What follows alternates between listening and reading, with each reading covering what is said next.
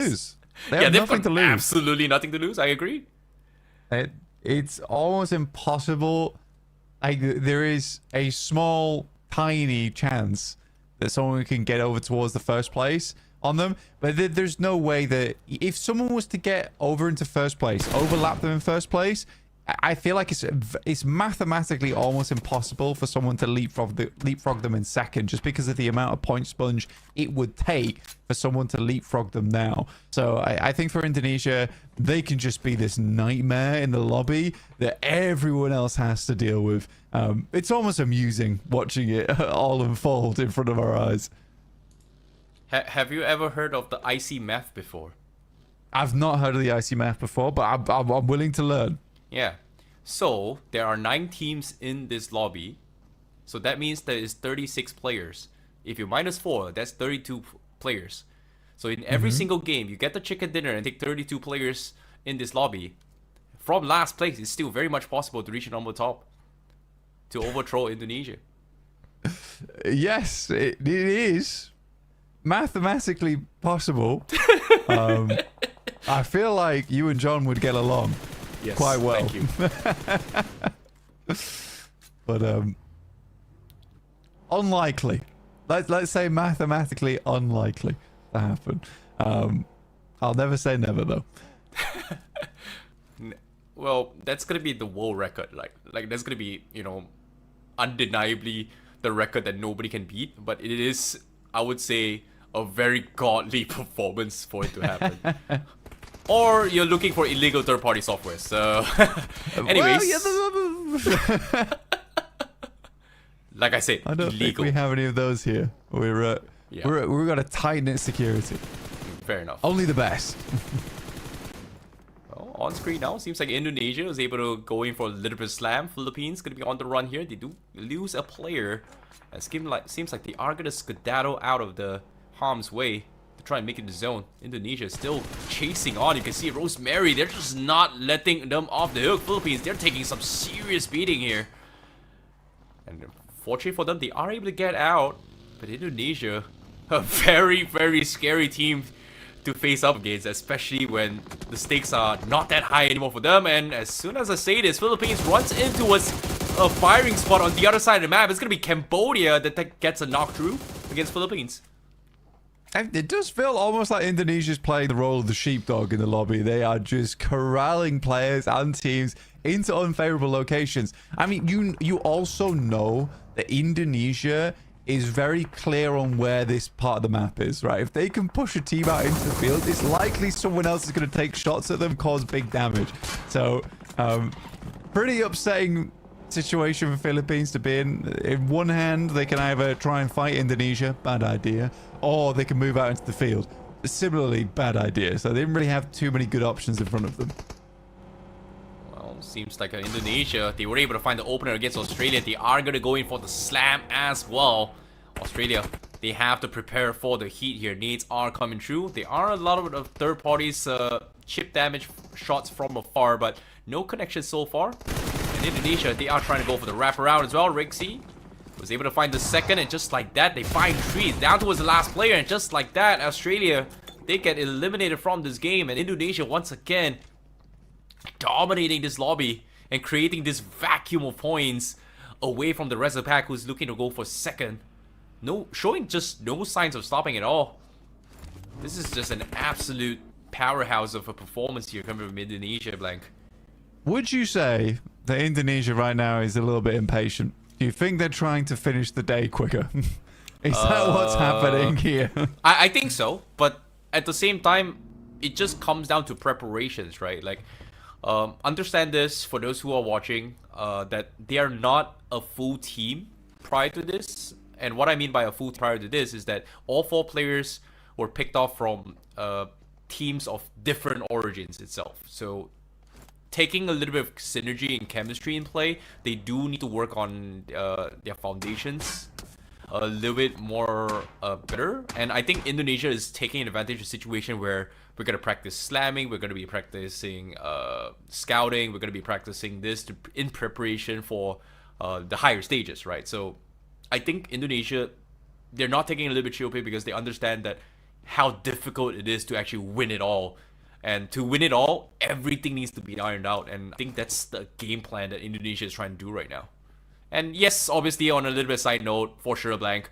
Yeah, they're trying to wrap up this game as quickly as they can. Yeah, obviously. I would agree. I'd agree with you though. Actually, I think it's a really astute position to take there in terms of the conversation. But we'll wrap back to it in just a second. Park it for the time being as Brunei's trying to deal with Democratic Republic of Timor-Leste. Nades going in. It's a decently placed one off the side, and now it's really just down to one of the final players here. And Shins up against Sky High. Last play here for Timor-Leste. Molotov goes in, doesn't quite burn all the way through the door here. He is fine for the time being, but feeling the heat upon his face.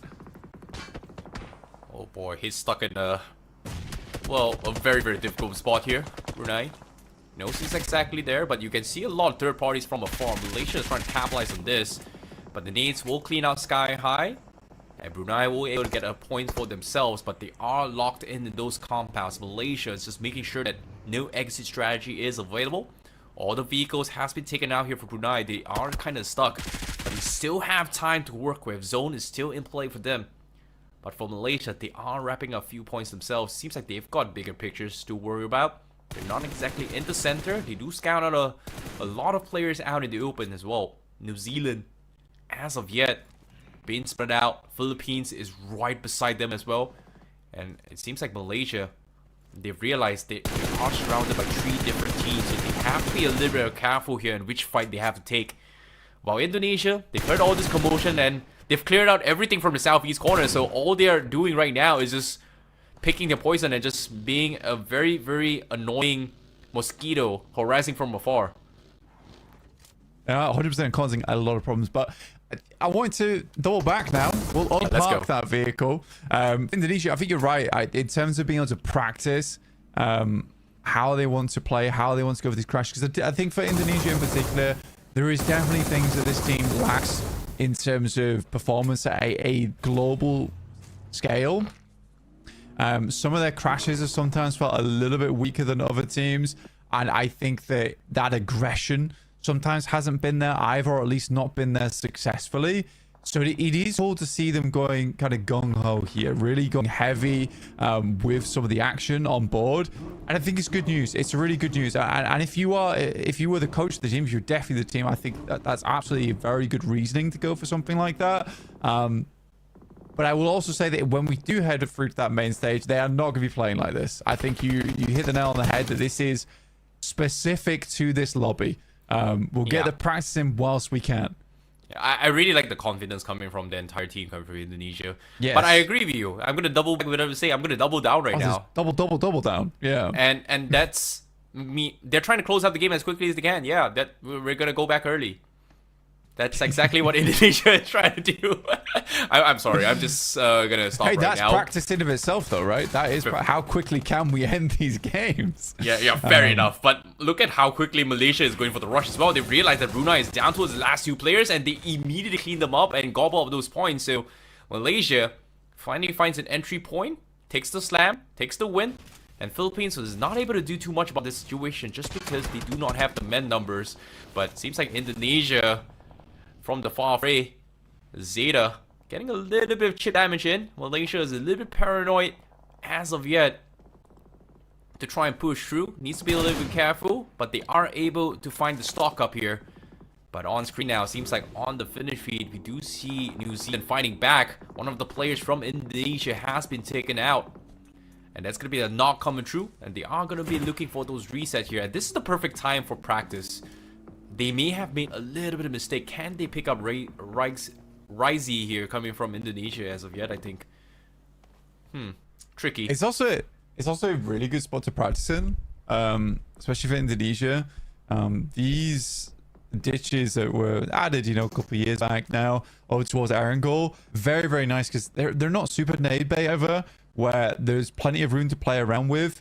But you do have to play on your ones a lot, right? You do need to be playing as a solo player on those edges, but back up your teammates at the same time. So it's an interesting position to work from. How does Cambodia play so now, though? They are really stuck over towards the western edge. Ooh.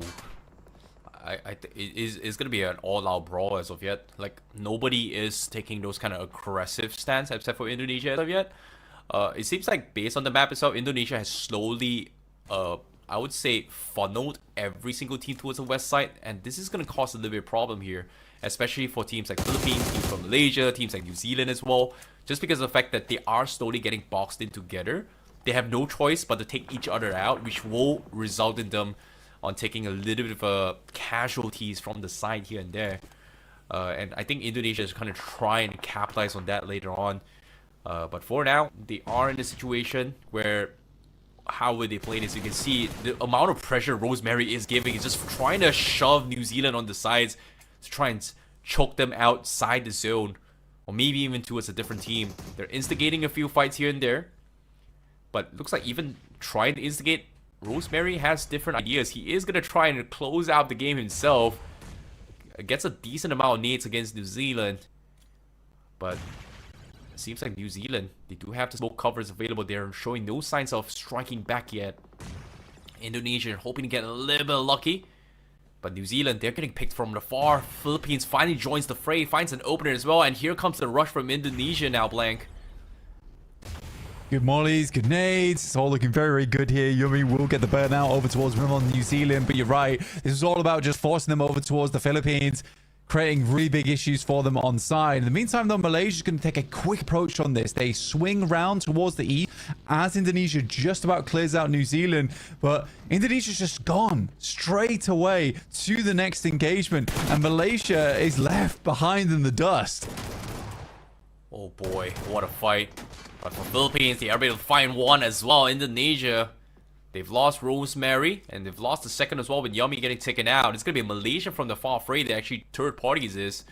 They got the knock, but it seems like Philippines is not going to be able to secure those points, and I think they are going to be able to do so. Seems like Malaysia, Vexcry is able to find a few players, and Indonesia finally getting taken out. Malaysia somehow able to clean out this teams, and now we're down to the final two team. It is going to be Malaysia versus Philippines for this endgame, and this is going to be a very important win for both Philippines and Malaysia to try and chase against Cambodia, who's defending number 2 right now, Blank.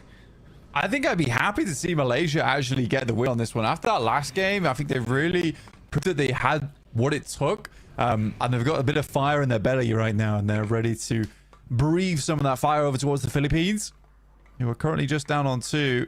One player gets picked back up again. Bobby trying to bob and weave with the vehicles, create some space, find out where these targets are, goes for the roll by, but it's Kenny to find it with the M4. Final player alive here, gets the roll down, and it will be Malaysia taking themselves the second chicken dinner. But that buffer is definitely weakened now for Cambodia. Malaysia, they're hot on their heels.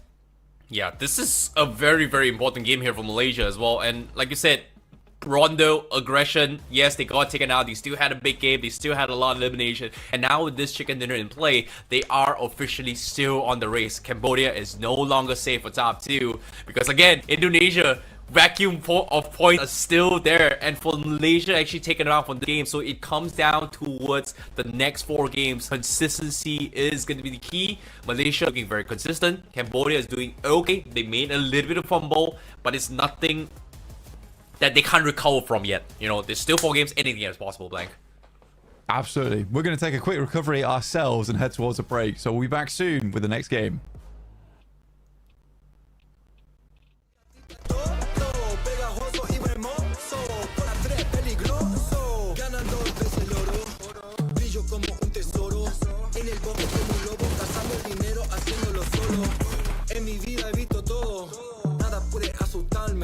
Solo tengo que cuidarme. Paso grande voy a brincar, yeah. Cuando fui chiquito me dijo, Evancito, tienes que luchar. Para llegar a la cima se tiene que actuar, se tiene que luchar. La calle te llama, la calle la fama que está tu hogar. Bolsillo llenado, si escucho un poco los oigo cantar. Plata me canta canciones y tengo un coro. Ganador ves el oro, brillo como un tesoro. Y tu novio es un bobo, mi gatita tiene todo. Pegajoso y hermoso, con la 3 peligroso. Pegajoso y hermoso, soy más grande que un oso. Mi pistola está muy hermosa y la tuya está vaso. palabras tan filoso, porque el game es una guerra. Payando Panamera, yo no ando con cualquiera. Cuando fui chiquito me dijo, Evancito, tienes que luchar. Para llegar a la cima se tiene que actuar, se tiene que escuchar. La calle te llama, la calle, la fama que está tu hogar. Bolsillo llenado, si escucho un poco los oigo cantar. Yeah, plata me canta canciones y tengo un coro. Ganador ves el oro, brillo como un tesoro. Y tu novio es un bobo, mi gatita tiene todo. Pegajoso y hermoso, con la 3 peligroso. Plata me canta canciones y tengo un coro. Ganador ves el oro, brillo como un tesoro. Y tu novio es un bobo, mi gatita tiene todo. Pegajoso y hermoso, con la 3 peligroso.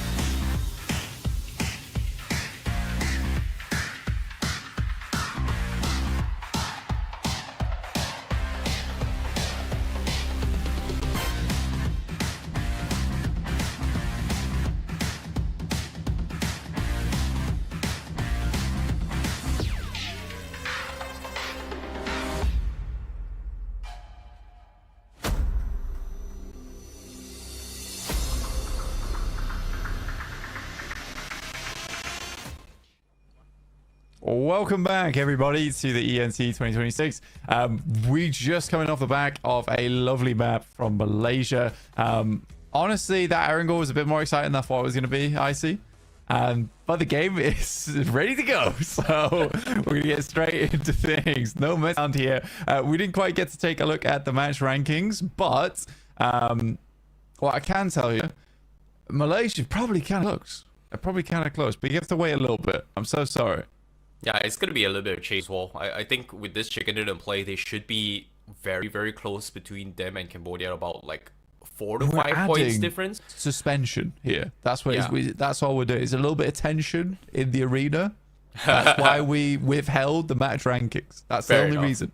But I think, you know, just an unofficial scoreboard from IC, which is, I think they're about like 4 to 5 points difference. I think Malaysia still needs to win a few more games. Yeah, for sure. Okay. It just comes down to consistency. I think like this final 4 games is going to be extremely crucial for both Malaysia and Cambodia, and who's going to making it. For Indonesia, we don't really care anymore. They could dominate. Like, why I say we don't care? Yeah, they're qualified. Yeah, sure, doesn't matter if even if they lose all 4 games right now, they're pretty much top 2. I don't see any way they're gonna be losing that slot, and I don't see any way they're gonna be slipping up. I was about to say if they go down in 16th place all 4 times, and I was like, wait a minute, we're at 19th. It doesn't sound impactful if I say if they go down 9th place for the next 4 matches. Just See, that's even if that was the case, that means 2 teams from the bottom needs to take half the entire lobby, right? So, like you said, 32 points. If you divide that by 2, that's about like 11, 17 points each-ish. 16 points with chicken dinner, yada yada. Even then, I don't think it's gonna be enough to take them down. The Philippines just kicked Papua New Guinea. Pachinki in New Zealand's like, why don't we take a try? It's hard saying time to go in Pachinki now. So Philippines, unfortunately, they evicted 1 terrible trespasser and find another in New Zealand. Well, seems like we do have a little bit of a roster change here. Like you said, it's no longer Papua New Guinea in Pachinki. It's gonna be New Zealand that joins in the fight against Philippines. Yeah, wasn't expecting this at all. Like, I was expecting maybe Philippines might have just gotten entire Pachinki, but I think this is gonna be a little bit surprise here for Philippines to see New Zealand getting aggressive in this game. So they have to be a little bit careful here, at least for Philippines, whether or not can they actually win this fight. Because it seems like Benny does see a little bit of a scouting here for scouts on one of the players from Philippines, but I don't think he wants to take this fight yet. Still not a lot of information to work with, at least for New Zealand. So it needs to be a little bit careful, I would say, for Philippines in particular. Benny seems to be spotted out Sarmiento. So for Philippines, it is going to be a little bit of a slow start once more here, Blank. I mean, at least for New Zealand, I quite like the setup they're going for. Yes, they know where Benny is, but it was much more impactful than what Papua New Guinea tried to go for here. It's just, it's almost hilarious how oblivious Benny is to this. He's just like, well, I die. But I'm not leaving. I'm not moving. I'm staying here. It's just a little bit out of nade range as well. And to really get the distance that you have to get a run up and a throw. Kind of hard to do. Unless you head over towards the top stairs. Doing it from the window would open you... doing it from the top door, though, would open you through a spray, which is the only difficulty. So a bit of a stalemate right now in Pachinki as we do get our circle and it heads over towards that northeast side. Indonesia, quite far away from this one, but Cambodia just have a nice run in. Well, it seems like Papua New Guinea is in school now, so they've completely abandoned the idea of taking this fight. So I think from Philippines' perspective, they're still expecting this to be Papua New Guinea just because of the previous match, previous round prior to this. So I think as of now, they're playing a little bit more passive, and we know for a fact that Philippines still is in the race here for top 2. So this is going to be a very important fight, and this fight is taking a little longer than the previous one. And in like 5 minutes 30, before they actually wrap things fight against Papua New Guinea. This time, they're just taking too much time. It's like Philippines may look to try and disengage from the to rotate for the end game, which is I think the normal South strategy or play in particular for most games. But 9 teams in the lobby, I think they still have a little bit of a extra leeway to work with. Probably maybe another extra 3 minutes, 4 minutes, unless somebody decides to third party Pochinki, which I don't think that's going to be the case. Unlikely, yeah. It's an interesting one as well, because you say that, you know, it feels like going up against Papua New Guinea again, so they're a bit confused here. For context, they actually took Papua New Guinea out at 4 minutes 37, I think, last game. So that was when they fell. So it's getting to 6 minutes, and Philippines are like, why haven't they done anything daft yet? We're still waiting for some silly business, but New Zealand is very happy to sit around here. And I think that when we take the perspective, like, okay, so it's a 9-team lobby, then yeah, absolutely, you can really spend a lot of time here. The circle moved over towards that northeast side. It keeps Pochinki in play for quite some time. There's no real reason to make too many mistakes here. You're essentially waiting for one team to peek out too far or make one too far a movement. A present, producer? Oh, yes, thank you so much. I thought this might be coming at some point, but this is fantastic. Get to see our match rankings from the last game. What did you say it was? You said it was 4 points. Okay. Kind of right. It's 14. Okay, sorry. Yeah, that's why it's called IC math. It's just, well, math can't math, man. Like, as much as people say that Asians are good with math, unfortunately, I'm an Asian that is not good with math. I mean, look, you were technically only a 1 off, right? Instead of 4, it was a 1-4. So I think we can let you off here. So you're 70 points to 84. Very, very close. That's still just one good game ahead of us. And yes, we really don't care about Indonesia scoring more. Yes, they're sick of the game. We understand that. You're far too kind for me. But yeah, Philippines now. Seems like they are gonna slowly edge their way outside of the city. Just because number one, it's taking a bit too long. It's been 8 minutes now. I think Philippines, they're getting a little bit more paranoid. Expecting that third parties may be in order as well. You can see on the minimap as well, Villeneuve has already gotten out of the city, trying to look for their exit strategy. They need to secure those vehicles out, and it's just taking a bit too much time. New Zealand is also doing the same as well to try and rotate from east side, but I think from Philippine side, they do have a little bit of an easier exit strategy, just because number one, it's easier to find vehicles along the road, while for Pochinki on the east side, especially when it comes to those territories, the farmhouses, you don't really have a lot of options to work with. There is a huge, like, the percentage of a vehicle spawning on that direction is going to be very, very difficult. And running down south, especially you can see from this perspective from Cremo's side, if you want to try and run it, it is pretty much out in the open field. So it's extremely, extremely risky. And based on the minimap as well, I think the circle is going to shift all the way to school. So it's not that big a deal for them to try and make an exit now where every team is not going to be in Pochinki area. We're going to be putting a little bit of a full stop here on towards the guys in Pochinki. Now Indonesia getting a little bit of a tag team here while rotating through. They do have a little bit chip damage, but for Indonesia, they do find one of the players from the Democratic Republic of Timor-Leste. So they do get a point again here for Indonesia flank. Yeah, just add another one. Add another one to the tally. What does it matter?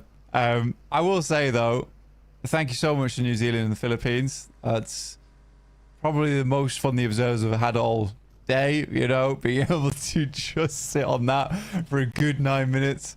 Not have to worry about too much, but finally we are drawn away from the rising tension in Pochinki between New Zealand and the Philippines, which never came to a head.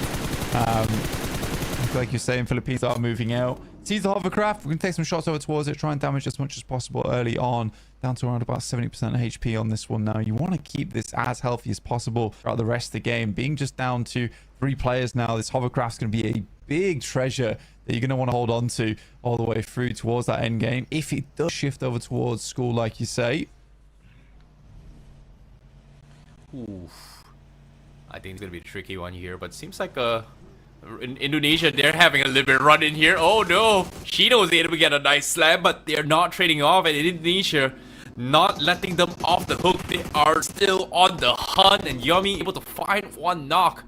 And seems like Democratic Republic of Timor-Leste, they are pinned outside the zone. They do have the hovercraft, and oh no, he's stuck. And the hovercraft is exploding. Rosemary just got him completely boxed off as well, not getting out of there. And just like that, Indonesia, they clip him out. What a brutal way to take him out as well. No exit. This is such a disgusting way of just completely cutting off their exit there. Blank. Yeah, it's cruel, right? I mean, you cycle the vehicle right up alongside the hovercraft, give him only one direction he can hop out from because it's blocked, and that's into the direction of 3 of their players. So, yeah, I mean, the hovercraft, yes, fantastic tool, can be a real fortress on the move. It can also be the prison for yourself if Indonesia does find you slacking. So, for the Democratic Republic of Timor-Leste, just down to 1 player. And now finds himself stuck inside a building with the rest of Papua New Guinea. Oh boy, King Leo has got a lot of heavy lifting here. He's got to do. No 1v4 situation, but probably 1v3 in the current building so far. King Leo needs to find an opener. You can see he is so afraid to actually push through, just because there is teams behind. Blythe is able to get a nice nade. King Leo is going to try and buy a little bit more time, but the rush is coming through, and now a straight nade still clips him off, forced to take the first aid kit. And Papua New Guinea is going to be looking to try and clean him out. King Leo still somehow buying a lot of time. This is an endgame zone. At least I think the circle is going to be forming around here. But for Papua New Guinea, they need to wrap things up.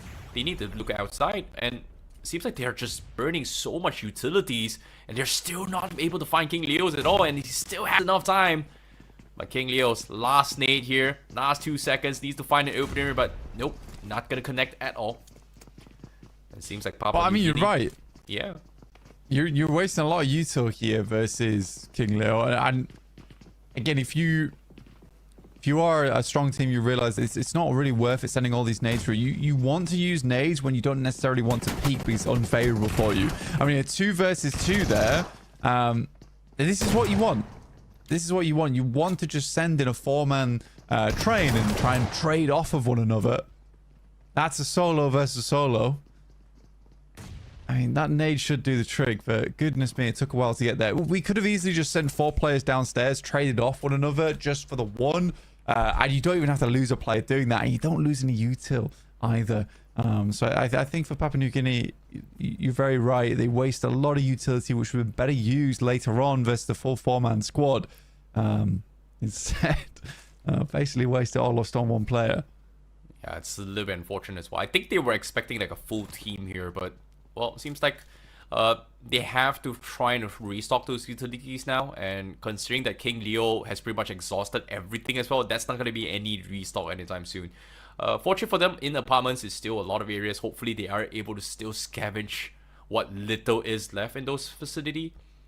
But now we're down towards the final 8 teams. Malaysia is also going to be hunkering down. Seems like Malaysia has shifted their playstyles to try and get a little bit of a defensive passive approach, but ooh, what an opener here from Indonesia.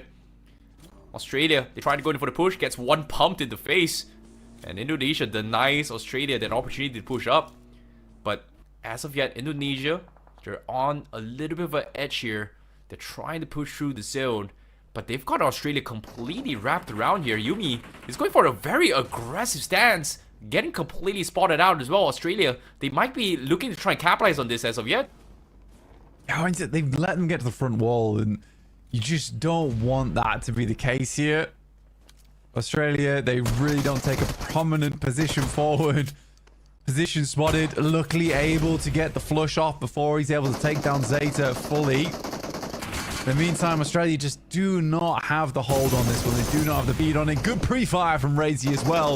Over towards Enduric. It's just ego.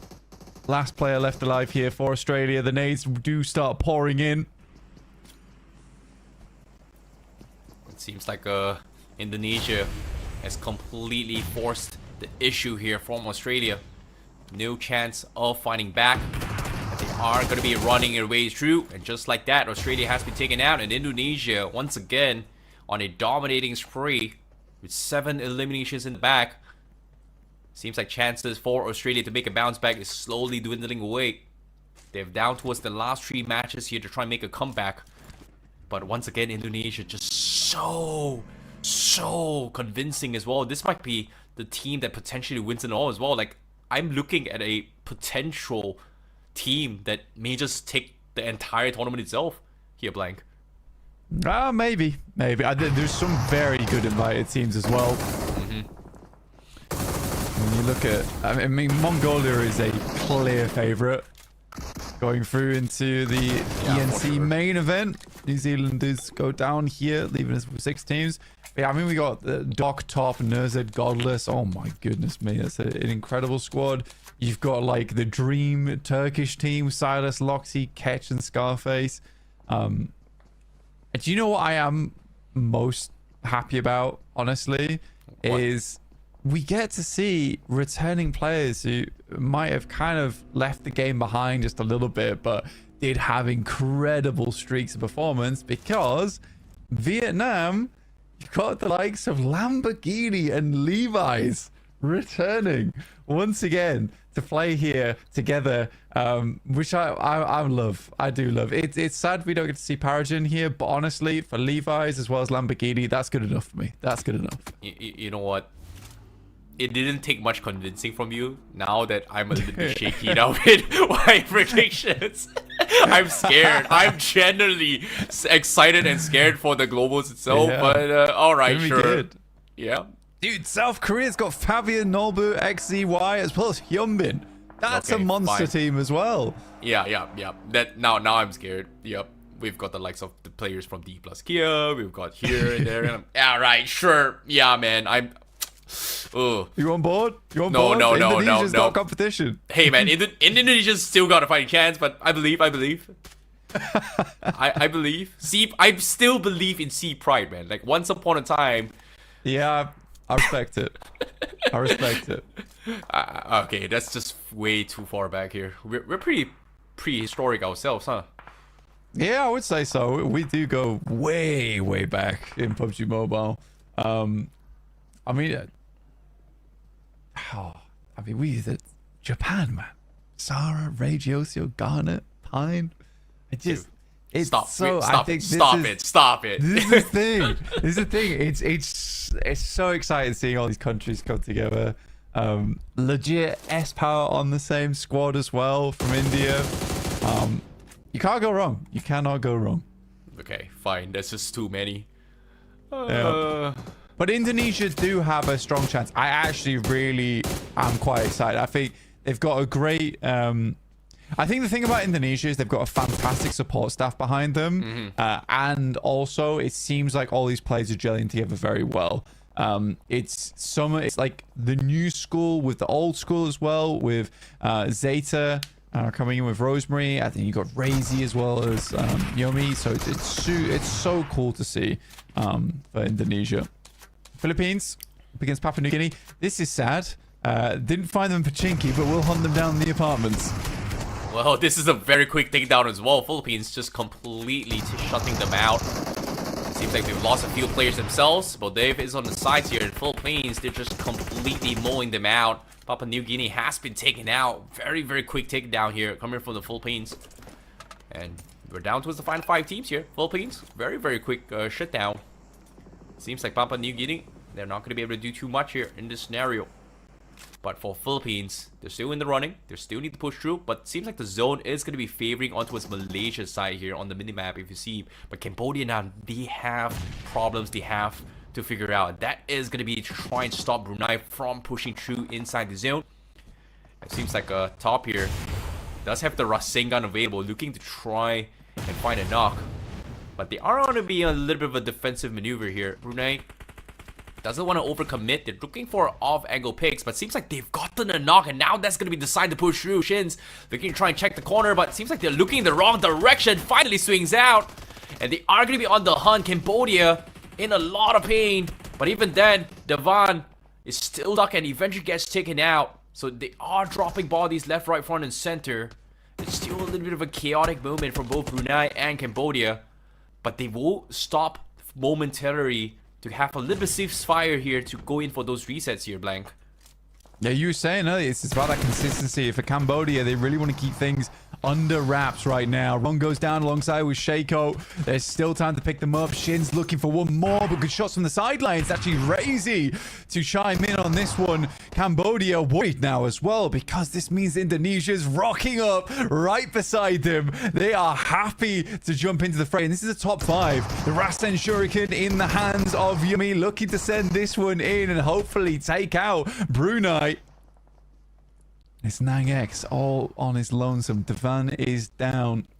Just hopefully waiting, making sure that Brunei goes down first so they at least get this top 4.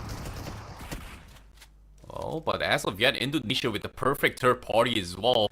But still, what an opener here from Skin from Cambodia. He was the reason why Brunei was in shambles, but at the same time got traded off, and Indonesia heard those sounds and they immediately went in for the third party. And now Cambodia down towards their last player in this scenario. Indonesia gonna try and clean out this entire compound before they move on their merry way. They're looking for their last player, and I don't think they've realized there is a few players alive, and Nan is able to get the drop on Noseberry. But Zeta instant trade-off. So Cambodia has been taken out. We're down towards the final 3 teams now. And once again, Indonesia, consistency is key, and they've pretty much delivered here in this entire game once more. Blank.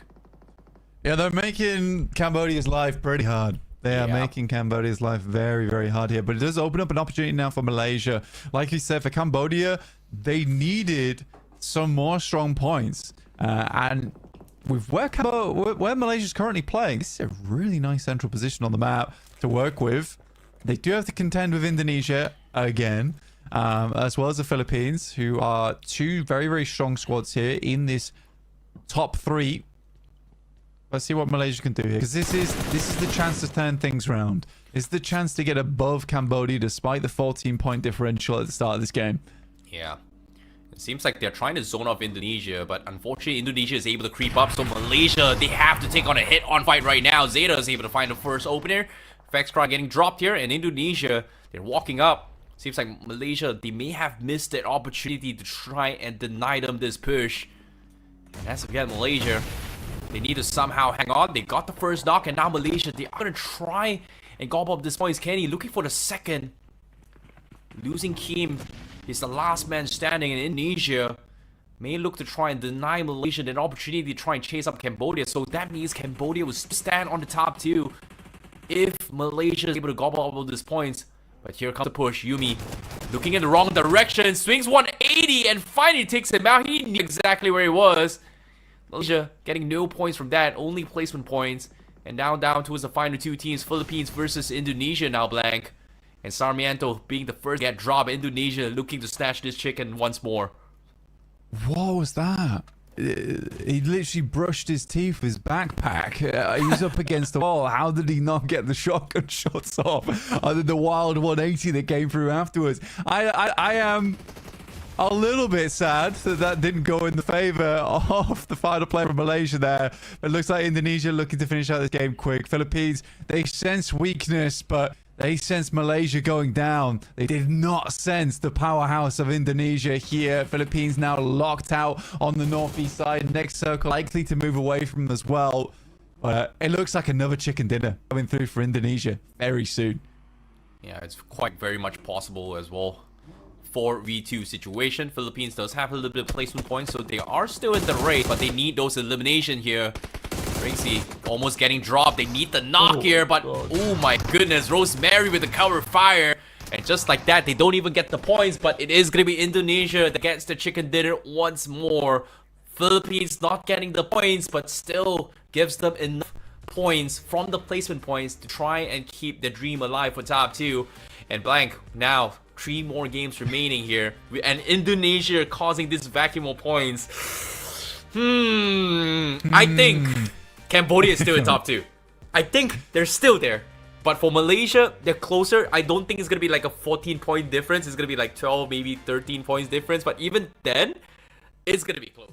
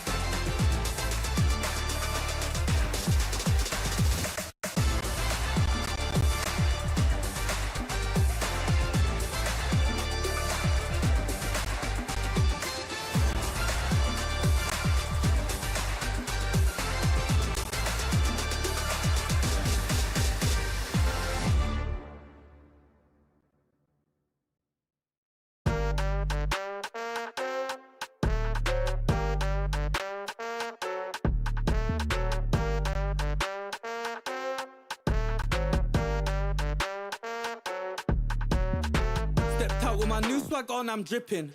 If you wanna chill with a hot boy, come my way for a minute. Come my way for a minute. Step clean any day, won't see man slipping. But you might slip on a drip, man. Tip up the sauce and spill it. Tip up the sauce and spill it. Best cut chop, cause the clock's still ticking. Just take away man steps, know that I dropped it different. Know that I clocked it in it, know that I got this in it. No, you can't stop this winning. I came for the top spot in it. Came for the top spot in it. Came for the top spot. Soon I'ma get right there, I'ma step right there, got a bot. Came right there in the drop top, try how you like it or not stop. Non-stop. Yo, if you wanna get this poppin', you better get to shopping. I came in a different drop this time and they thought it was the same one, they didn't clock it. Oh well, it's nothing, they call me a dripaholic. Just watch how I'm dripping on it, please just don't be slipping on it. Oh well, it's nothing, they call me a dripaholic. Stepped out with my new swag on, I'm dripping. If you wanna chill with a hot boy, come my way for a minute. Come my way for a minute. Step clean any day, won't see man slipping. But you might slip on a drip, man, tip up the sauce and spill it. Tip up the sauce and spill it. Best cut chop, cause the clock's still ticking. Just take the way man steps, know that I dropped it different. Know that I clocked it in it, know that I got this in it. No, you can't stop this winning, I came for the top spot in it. Came for the top spot in it. Stepped out with my new swag on, I'm dripping. If you wanna chill with a hot boy, come my way for a minute. Come my way for a minute. Step clean any day, won't see man slipping. But you might slip on a drip, man, tip up the sauce and spill it. Tip up the sauce and spill it.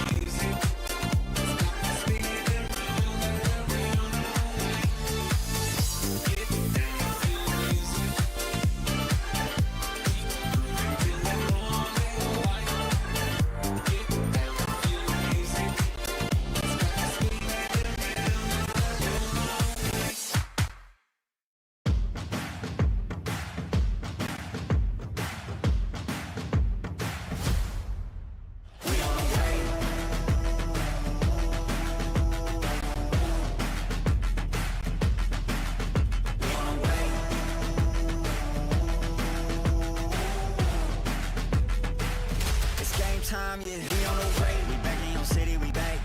I gotta get to it, in fact. No, never no time to relax. I'm packing the stacks, you packing your bags. Okay, I still don't feel this a rap. They cannot keep up with the laps. No way. I put their record in a pass, you know it's a fact. Confirming the stats. Game time, game time, game time. They about to step on a landmine. Dialed in like a landline. Don't let them talk, I don't pay them on. Walked in with the mindset. Money line, that's a big bet. Top 10, I'm a prospect. Turn a problem to a profit.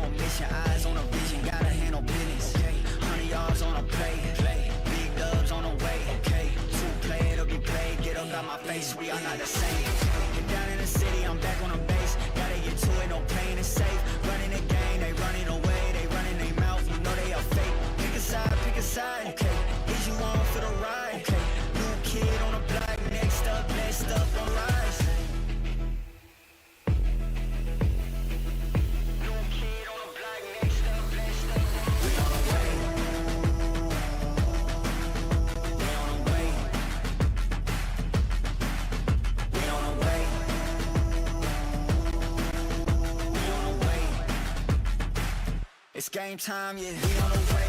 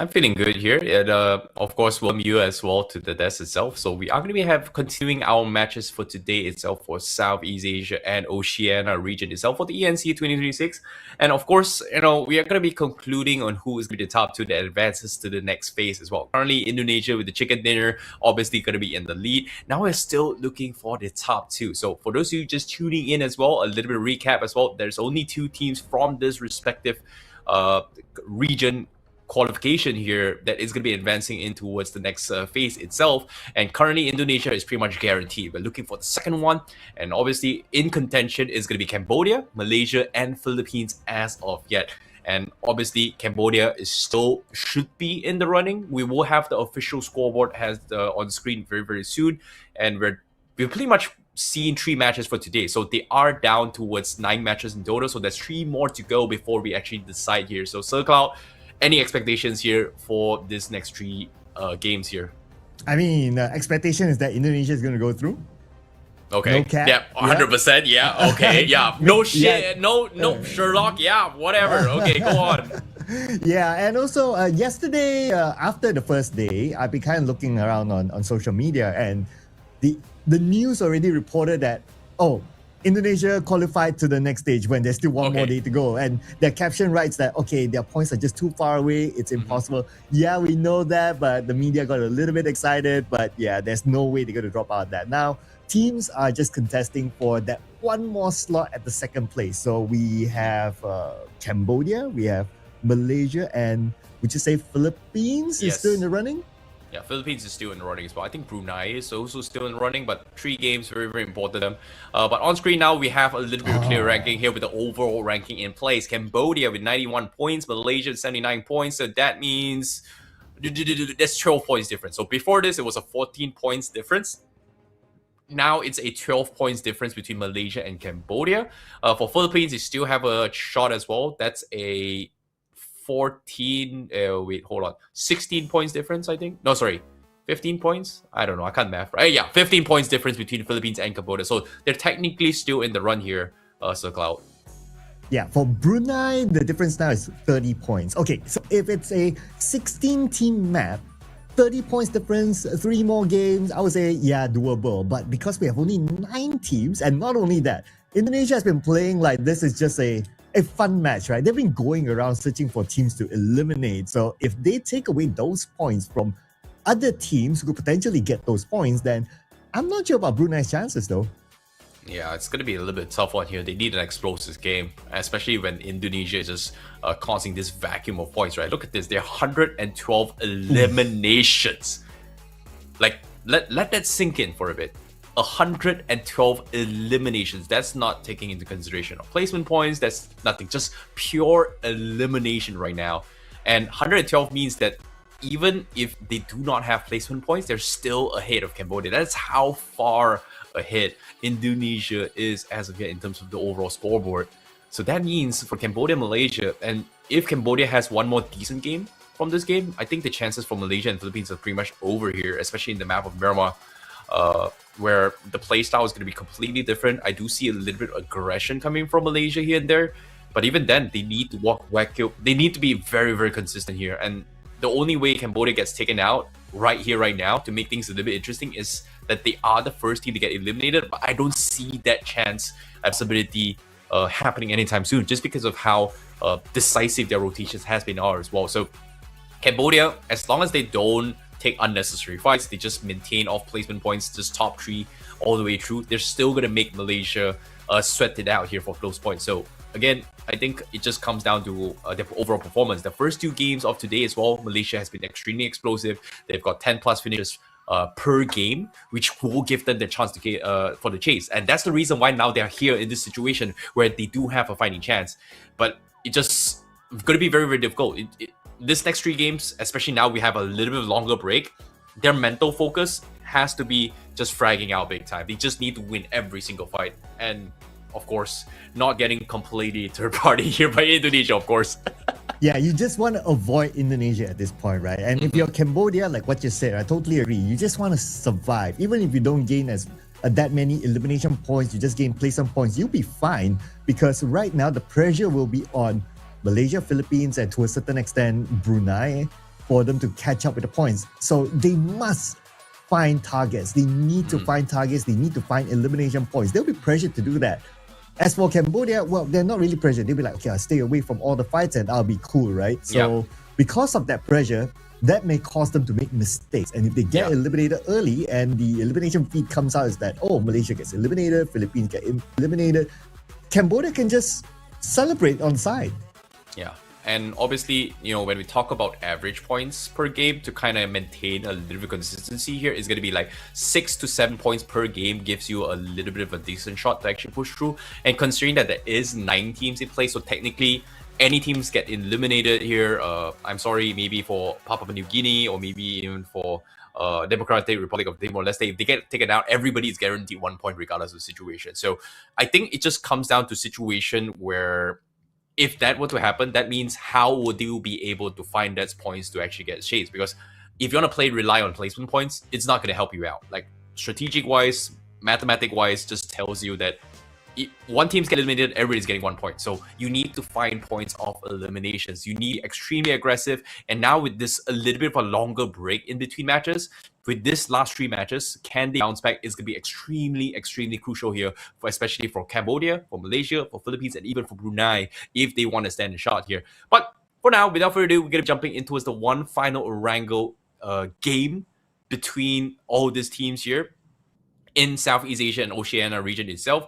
Are we going to see a drop clash once more? Because in Pochinki, we've seen 2 so far, between Philippines and Papua New Guinea, and we also saw Philippines with also Australia in the mix as well. So are we going to see it again? I don't know. But for Indonesia, seems like right off the get-go, they're going to be heading up northwest here, and Cambodia is going to be the target as well. So I think Cambodia is going to be expecting a little bit of company right now here, Sir Cloud. If only Cambodia knows that, okay, the dropping next to them is Indonesia. It's like, run for your life.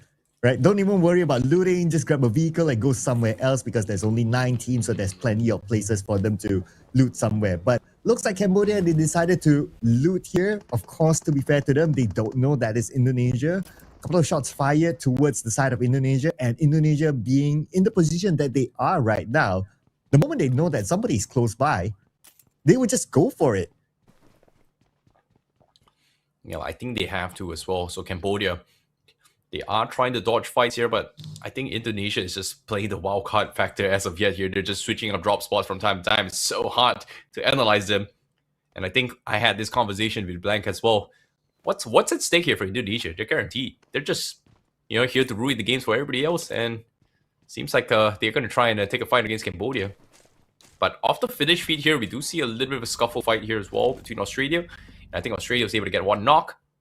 But no confirmation yet. It is going to be Papua New Guinea with Australia down in 70 this time. And we do see a little bit of drop clash. And that's going to be the confirmation as well. Bly, first one to get taken out. Australia gets the first point. Counter nades are coming through. Papua New Guinea is able to find a knock themselves. But they are going to be looking to try to find this confirmation. It seems like Australia, they get completely shut out here in day 2 itself. No chance of a recovery here, I would say. All right, Malaysia is in a fight of their own as well, and Malaysia needs those points. So that fight between Malaysia and New Zealand is even more crucial to determine who will be the second place finish in the overall charts later on. But we're zooming into Severny right now, and this is by the edge of the circles. So yeah, it's still the first stage. Circle won't hurt that much, but I would expect like either one of these teams to be eliminated here. I don't think any of these teams will back off.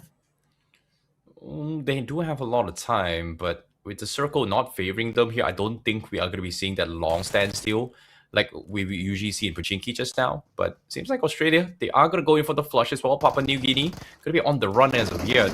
Australia keeping up with the pressure, struggle, currently kind of in a peculiar situation. He gets picked off by Musi from Australia. And Papua New Guinea now has to find a way to pick him up. It's going to be extremely difficult to do so. They are across the other side of the map, and what limited space they have. Creamy almost gets the drop on Triggs as well. It's a tricky spot to be in. But Australia, they are going to be looking for those resets. The needs are coming in. Seems like they don't really have a lot of first aid kits. And Creamy gets the drop through. Triggs getting knocked off. That's going to be a little bit of a counter play, but unfortunately not able to find those conversions. Ego from the sides with the off angle. Papua New Guinea down towards the last player, which is Butcher left. Seems like Australia should be able to get the 4 points in the back right here, right now. Yeah, it's time for them to rush in and finish up the job. Don't allow Papua New Guinea to reset. And Injuri is doing just that. He'll be rushing forward. Trix will finish off struggle. And there should be at least 2 more from the other side. Yeah, we see them clearly right now and they have them surrounded. So Australia should be able to wrap things up soon. They have to in this situation here. Counter nades in play. Papua New Guinea gets the pickup as well. Creamy Butcher holding one end of those compounds here. While Australia is going to try and close the distance, try and go in for the push. And here comes the flush. We have the shotties available. Papua New Guinea now getting completely checked out. Ninja with the wide swing finds one. And just like that, they do wipe them out. And that is going to be 4 points in the back here for Australia to gobble them up. That's going to be the first team eliminated in this game here, Sir Cloud. Yep, and that also means that every team starting from now will start to collect placement points. So that music to Cambodia's ears especially. And speaking about Cambodia, last we checked that they were at North Yogopur, sharing the same area together with Team Indonesia, but there's no update since then. So not too sure if they've already exited the town to go to somewhere safer, because the objective for Cambodia right now is just to survive. Whether it's going up against Indonesia, sharing the same area or not, if I were them, I'll still like, okay, we'll bail and we'll play somewhere super safe. Yeah, I think that's a smart play for them. We saw a little bit of a shift in terms of play style for them as well. But I think as of yet, even for Brunei, they do need to get a little bit aggressive here. Like, I think so far, even for this past few matches, Indonesia has been the one that is hyper aggressive. And I really like the confidence coming from them. But it does break the spirit and morale for everybody else. So, especially when the pressure is this on, with games getting lesser and lesser as well. It's going to be a do or die situation for some of them. And even for Malaysia, seems like they are going to play a little bit of split here. Bobby is separated from the rest of the pack to try and loot up. And I don't think they are going to be expecting any kind of company anytime soon as well. Everyone from South Malaysia is just, playing a little bit safe. They were able to find 2 elimination. Not exactly sure how and where they got those points, but it's a good start here for Malaysia if they want to try and catch up to Cambodia as of now. Here's Sir Cloud. Yeah, they took out 2 players from New Zealand very, very early on, and it was off screen. So good start for them, like what you said. And with the fact that they are split out like 1 each in every area, like they're very far from each other, they know after analyzing yesterday's matches that, okay, this whole area, nobody loots here. Let's maximize our loot, and then they'll reconvene later, because they need as many loots as they can, especially on utilities, because they need to engage in fights. They have to find elimination points to catch up to Cambodia. If they leave Cambodia to stay alive and they don't gain points for themselves, then obviously Cambodia will be the second place finisher, and they don't want that to happen. So they really have to take fights right after they finish looting. And with the fact that they come up with this strategy of like, okay, we split ourselves 1-1-1-1, we maximize the loot as quickly as possible and start fighting for targets, that has to be the strategy for Malaysia. Yeah, it is going to be a little bit of a difficult thing to actually do here, I think. For now, it is going to be a little bit of a slow game here. Again, for those of you just tuning in, it's only 9 teams competing in as compared to the usual 16 lobbies. So that means there is a lot of space here. I don't expect to see a lot of action until like stage 4, stage 5. So this is where we talk about life, Sir Cloud. What is life after? What I'm is just going to put life it right there. after? Yeah. Ooh, wow, I'm just gonna put it that's there a very for you. deep question there. What is life after? Life after is that you go back to the lobby, you go back to the main screen where you have like you and your 3 other buddies. Yeah, that's life after. Fair enough. And what do you do about it?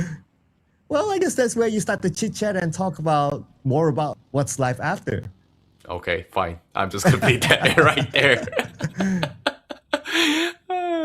Anyways, Democratic of Republic for Timor-Leste. So this is a little bit interesting one here. I do see a little bit of a comebacks and potential coming from them. It's just very, very unfortunate that today's games hasn't been going well for them. Like every single time they try to make a play, they're just getting picked off mid-rotation. And could you really blame them, considering the fact of how Indonesia is just, if they see anything, they are not gonna let you off the hook, right? Like as you can see, now they spot out Philippines. The only question here is, can they chase them? And I think Indonesia may look to try and consider that. But it seems like they're re-rotating away from that. So I'm very surprised they're not actually chasing them. Yeah, based on their play style. Oh, okay, because they saw another target, which is Cambodia. Oh man, Cambodia has to survive this one. And look at this, right? Cambodia, they're leaving South Jogopul right now. They don't want to take this fight, but one player is left behind though. So I don't know about this, man. This is very scary for Cambodia now. Oh my goodness, Indonesia, they're just checking every single region as of yet, as if there's nobody. And yeah, they are right, there's just nobody. They only know where Cambodia is just off a few gunshots there. So they are going to try and flush their way off. I think the zone is going to shift in towards this vicinity. Like Everest is still in play. But for Zeta, look at him. He's just swinging around. He's trying to bait a couple shots here to try and get information. And Cambodia just not moving it in. It seems like they are playing for the passive approach. Nang now finally fires a few shots. Yummy gets dropped. Skydin finds the opener, and that is exactly what Cambodia needs. But Rosemary, he doesn't care. He's pushing up forward. They want to try and pick up Yummy, but no, he's dropped too low. He will bleed out. And just like that, Indonesia, they lose one. But fortunately for them, Zeta is able to find a trade on the other side. So that means Cambodia, they have two options. Take this fight or go in for the reset here. Oh, but top should be able to be safe though. Skydin is right now, right at forefront. He's going to face off against Rosemary, and Razy's going to come in from the back. But beautiful nade by Nang Skydin to take out Razy, the IGL, and now Indonesia, they're down to 2. Oh my goodness, what a great game here. Top still hasn't been picked up. They need to buy a little bit more time. Skydin looking for a little bit of climb up as well. He does have the upper hand as well. Zeta was able to spot him out. Gets a little bit of shotgun to his face. Forces Skydin to back off to actually reset this fight. Cambodia, they've got the full reset. They've got the manpower. And as of yet, they are going to press the issue. Indonesia finally feeling the heat from this game. This might be the first drop here for Indonesia with only Rosemary and Zeta. 2v4 situation. Cambodia is going to try and flush them all out. Molotovs has been set up to try and stop them. And Rosemary getting scouted out and flanked here. And this is huge here for Cambodia. They need all these points and they will clean out Indonesia. A big takeout here. That means the floodgates are open. But Cambodia with an early 4-point lead in this game here. Wow. Wow, with Indonesia out of picture right now, it is game on for everybody. But the first 4 points, well, the 4 points from Indonesia went to Cambodia. So that's obviously good news for Cambodia, but not so good news for the other countries that are closer to them, like Malaysia and Philippines. So with that information, those other teams will need to catch up with points. They will need to start to find targets. They cannot just stay and wait, because now Cambodia plus 4 points. Yeah, this is huge. This is huge because now we're not going to be seeing that vacuum of points being absorbed by Indonesia. That means there is still chance for everybody else to try and get this great performance. This is the game that you need to get a chicken dinner with high finishes in this game, just because of the fact that now the chase is still on. But Cambodia still in prime position. They've got chicken for themselves. Same can be said for Malaysia. At least for this last 3 games, it is going to be extremely crucial. Both Malaysia, Cambodia, and Philippines need a chicken dinner off this game if they want to stand a chance to take down Cambodia. Or if Cambodia takes it, that means they will be in the lead again, which already they are slipping away with it as well, especially with 2 more maps to go. And this is their last rank though, so Miramar, it is going to be all about sniping. It's all going to be about how well you take advantage of pushing. Terrain, a huge factor. But aside from that, it just comes down to, you know, trusting your gun game better than everybody else. Like, you have to trust it. Well, I like how Malaysia, they are trusting their gut feeling right now. Playing by the edge of the circle, they're going from compound to compound to try to search out targets, and that's exactly what they need to do. But based on the current situation, it looks like most of the teams, if not a lot of teams, are in the middle of the circle. So they have to try to get as close as possible to the middle if they want to find more targets. But if you go there directly, then you have to be prepared that, okay, another team, you're probably focusing on the one team, but another team's looking, and there's a chance of being third party. So they have to really be able to clear off teams quickly before a third party comes in, because there are also other teams that will be looking for points to get that precious second slot. I think it just comes down to, I don't know, man. Like it might be a little bit luck. It might be a little bit of skill. But I think because of the fact that there is not 16 teams, luck variable is going to be taken out of the equation a little bit more, just because of the fact that there is so much space to rotate in zone. But I may have spoken a little bit too soon here, because based on the zone, it is going to shift to the northeast here across the river itself. So every single team that needs to rotate through away from Georgia Bowl is going to be funneled in from the west and the southeast corner. So we are going to be expecting a little bit more gunfight. But as soon as I say this, it seems like New Zealand will scout out the players here from Cambodia. It seems like Skynin now in a very, very peculiar situation, because he is going to be in a awkward situation where his rest of his teammates is nowhere to be found. So New Zealand may look to try and double down on this fight, and they are going to go in for a chase. Meanwhile, on the south side of the zone here, seems like Democratic Republic of Timor-Leste is able to find a player from Philippines. It's going to be Sarmiento that gets completely pinned out in the open. He's still outside the zone. And Democratic Republic of Timor-Leste is not going to let off this 3 points away here, Sir Cloud. Yeah, double down on Sarmiento's situation. Not only outside home, but he's on the other side of the river as well. So to cut across is going to be quite a challenge for him. Right now, Smoke's still buying him a little bit of time. Okay, back up arrived, and I believe that's his transport to get away. Lucky for him, his teammate was there. So it's probably a buggy that picked him up, and now he should be all right. Seems like Cambodia, they are able to regroup. They were swinging up towards the north side. They dodged New Zealand on the sides. Now they are going to be running towards Malaysia and forced to double back to rotate back into the zone. While Malaysia, this time, they are going to make their way into the zone themselves. Seems like on the finish feed, they are able to find a few more as Cambodia gets a nice knock through, but they're still getting completely boxed in. And seems like Cambodia, they haven't found an entry point yet. And Australia will be the ones that actually fires away, as Cambodia now stuck in a very, very difficult spot. And fortunately for them, they are able to get out of safety. They've dodged 2 bullets so far. 2 times they've made 2 attempts to push into the zone. Gets completely denied. And Australia this time, they will take advantage of the situation to push up here, Sir Cloud. Well, they're pushing towards Brunei though, but they're still keeping touch with Cambodia. I think it's time for them to switch their attention towards Brunei. And here comes Cambodia. They want the points for themselves as well, so they can open up that gap with other teams. Long range spray by Davan, but it's not going to be that easy because of that hill dividing the 2 teams. Oh boy, Cambodia, they are going to walk up and push up as well. Top is close and personal against Australia, but Australia, they're getting fire from afar. Philippines shooting them at the back as well. And Cambodia, they are going to capitalize on this, and they are going to try and get us some points here. But over on the sides, Philippines walking up as well. But seems like Cambodia, they went in for a hit or miss. They went in, said hello, got a few points, and backed out from this fight, knowing there is a third party. Great shot calling, but at the same time, they've already lost Skynin. So 5 points isn't too bad. But Philippines, look at this. They've got Australia completely pinned off, and Australia now completely in shambles. Only Ninju remains from Australia. But Cambodia, top. He is going to try and creep up here to try and gobble those points, but it's a little bit too late. Philippines has already cleaned house here for now, Sir Cloud. Oh, and I wonder if Top is going to pull that trigger. His teammates are kind of far away though. So I guess he should back off, but he's going in for it. The Philippines, they do have the numbers against Top. He needs backup. He needs his teammates together with him, but still he's going to lead the charge.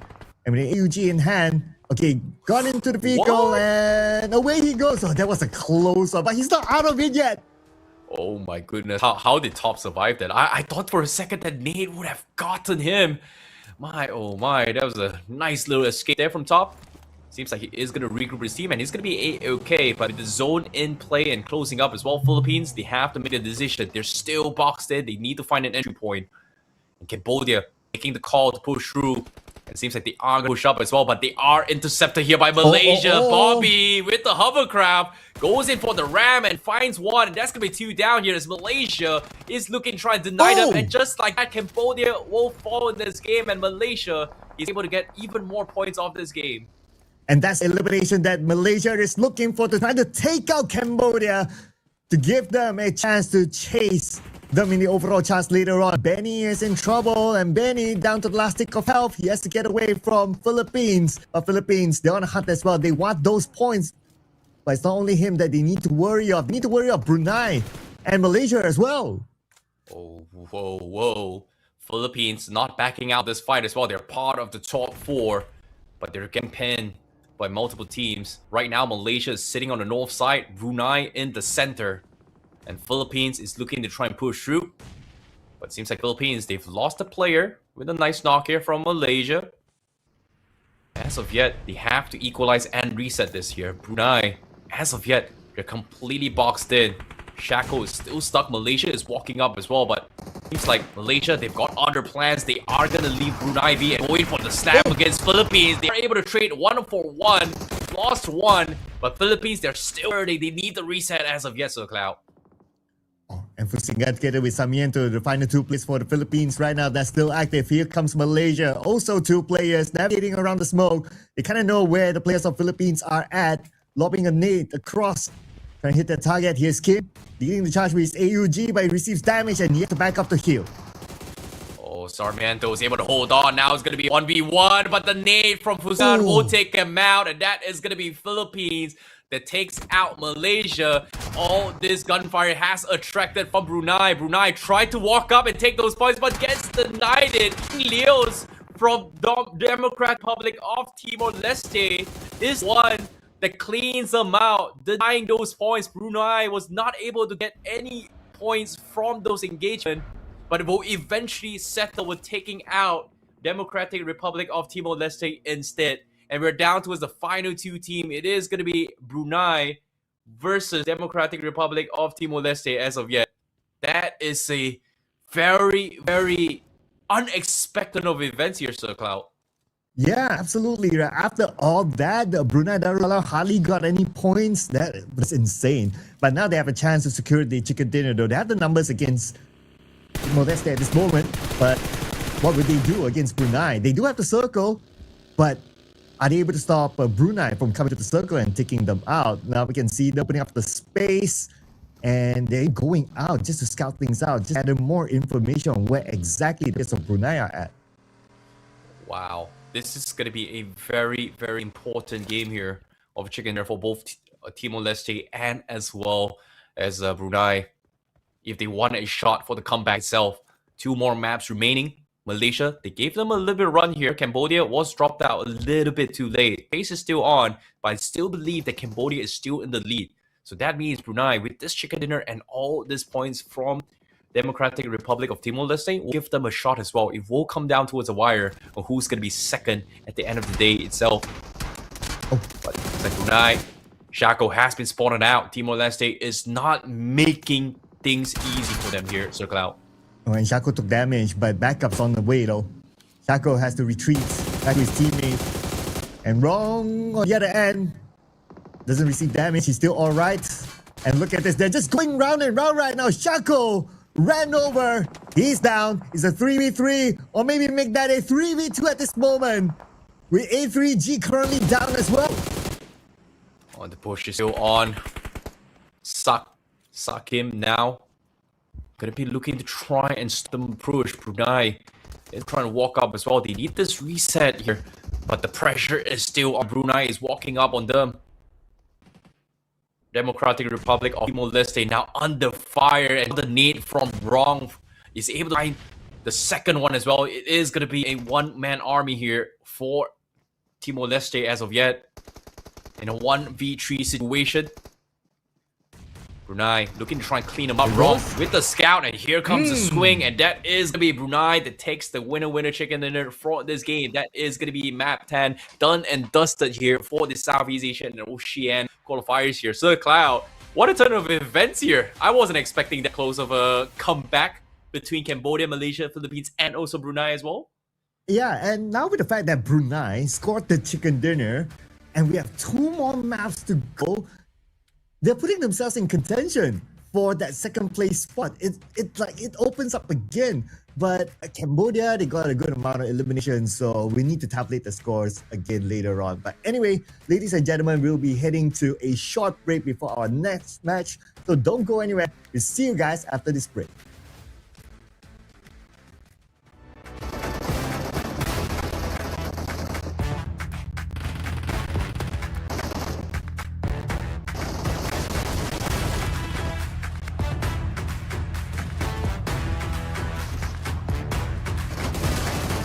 Ain't nothing in this world that's stopping me. My Rari outruns your Odyssey. I'm balling, they pay me attention. Going up hydraulic suspension. Ain't nothing in this world that's stopping me. Rari outruns your Odyssey. I'm balling, they pay me attention. Going up hydraulic suspension. Never young green light, let's go. No amber, no red, go low. Come over the stop sign, go home. Never young green light, green light, green light. Never young green light, let's go. No amber, no red, go low. Come over the stop sign, go home. Now we young green light, green light.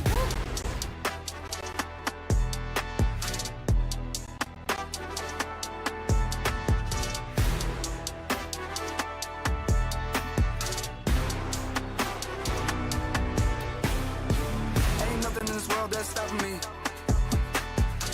My Rari outruns your Odyssey. I'm balling, they pay me attention. Going up hydraulic suspension.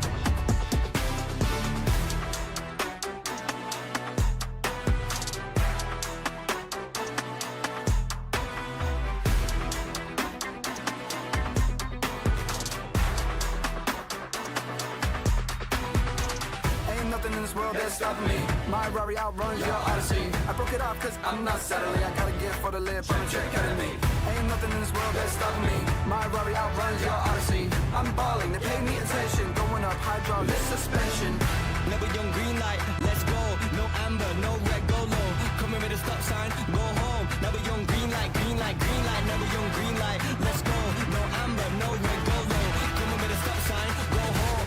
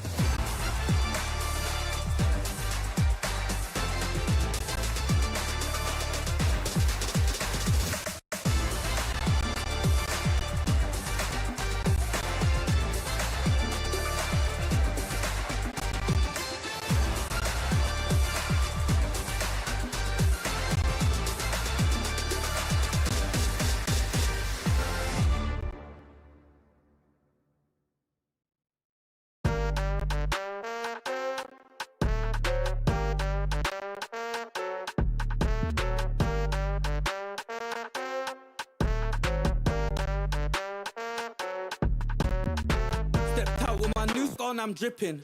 If you wanna chill with a hot boy, come my way for a minute. Come my way for a minute. Step clean any day, won't see man slipping. But you might slip on a drip, man. Tip up the sauce and spill it. Tip up the sauce and spill it. Best cut chop, cause the clock's still ticking. Just check the way man stepped. Know that I dropped it different. Know that I clocked it in it. Know that I got this in it. No, you can't stop this winning. I came for the top spot in it. Came for the top spot in it. Came for the top spot. Soon I'ma get right there. I'ma step right there. Got a butt. Came right there in a drop top. Try whether you like it or not stop. Non-stop. Yo, if you wanna get this poppin', you better get to shopping. I came in a different drop this time, and they thought it was the same one, they didn't clock it. Oh well, it's nothing. They call me a dripaholic. Just watch how I'm dripping on it. Please just don't be slipping on it. Oh well, it's nothing. They call me a dripaholic. Stepped out with my new swag on, I'm dripping. If you wanna chill with a hot boy, come my way for a minute. Come my way for a minute. Step clean any day, won't see man slipping. But you might slip on a drip, man. Tip up the sauce and spill it. Tip up the sauce and spill it. Best cut chop, cause the clock's still ticking. Just check the way man stepped. Know that I dropped it different. Know that I clocked it in it. Know that I got this in it. No, you can't stop this winning. I came for the top spot in it. Came for the top spot in it. Stepped out with my new swag on, I'm dripping. If you wanna chill with a hot boy, come my way for a minute. Come my way for a minute. Step clean any day, won't see man slipping. But you might slip on a drip, man. Tip up the sauce and spill it. Tip up the sauce and spill it.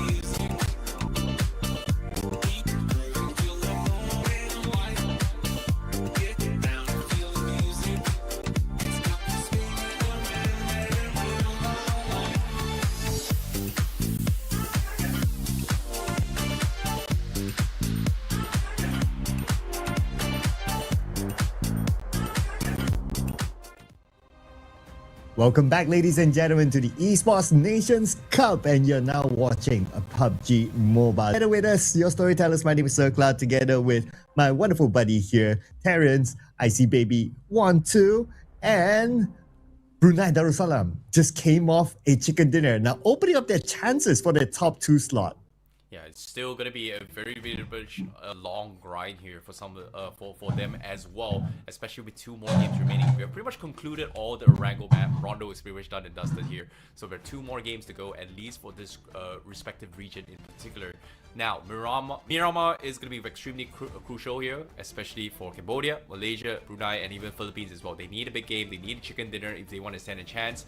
Even for Cambodia, they're slowly stepping away the lead, but they're still having a decent lead because the initial 4 points against Indonesia in the prior match here gave them this a little bit more of a safety cushion to work with, but those placement points will trickle down towards a few points here. Like, I think Malaysia had a little bit of comeback here. I think now with the scoreboard in play, we have to see how close it is. It is going to be a 6 points difference between Malaysia and Cambodia. Philippines with 89, that's going to be like it's 9 points difference.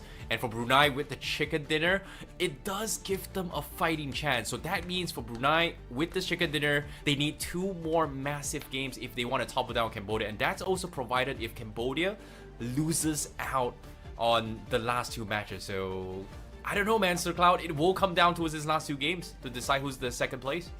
Yeah, it's only Cambodia, right? Like for Brunei, they also have to kind of hope for or try to eliminate Malaysia and Philippines as well. So I don't know, it feels like a rather tall order if you kind of think about it. Although, yes, mathematically they can come up big, then maybe they could make it through, like do a wonder run. But I don't know. I think the chance is still pretty low here. Okay, this is going to be a little bit of a tricky situation here between all these teams, but I agree with you. It is going to be very, very close. It is going to be very, very tricky here. It just comes down to who gets taken out first. I think now, as of yet, we saw a little bit of a mistake.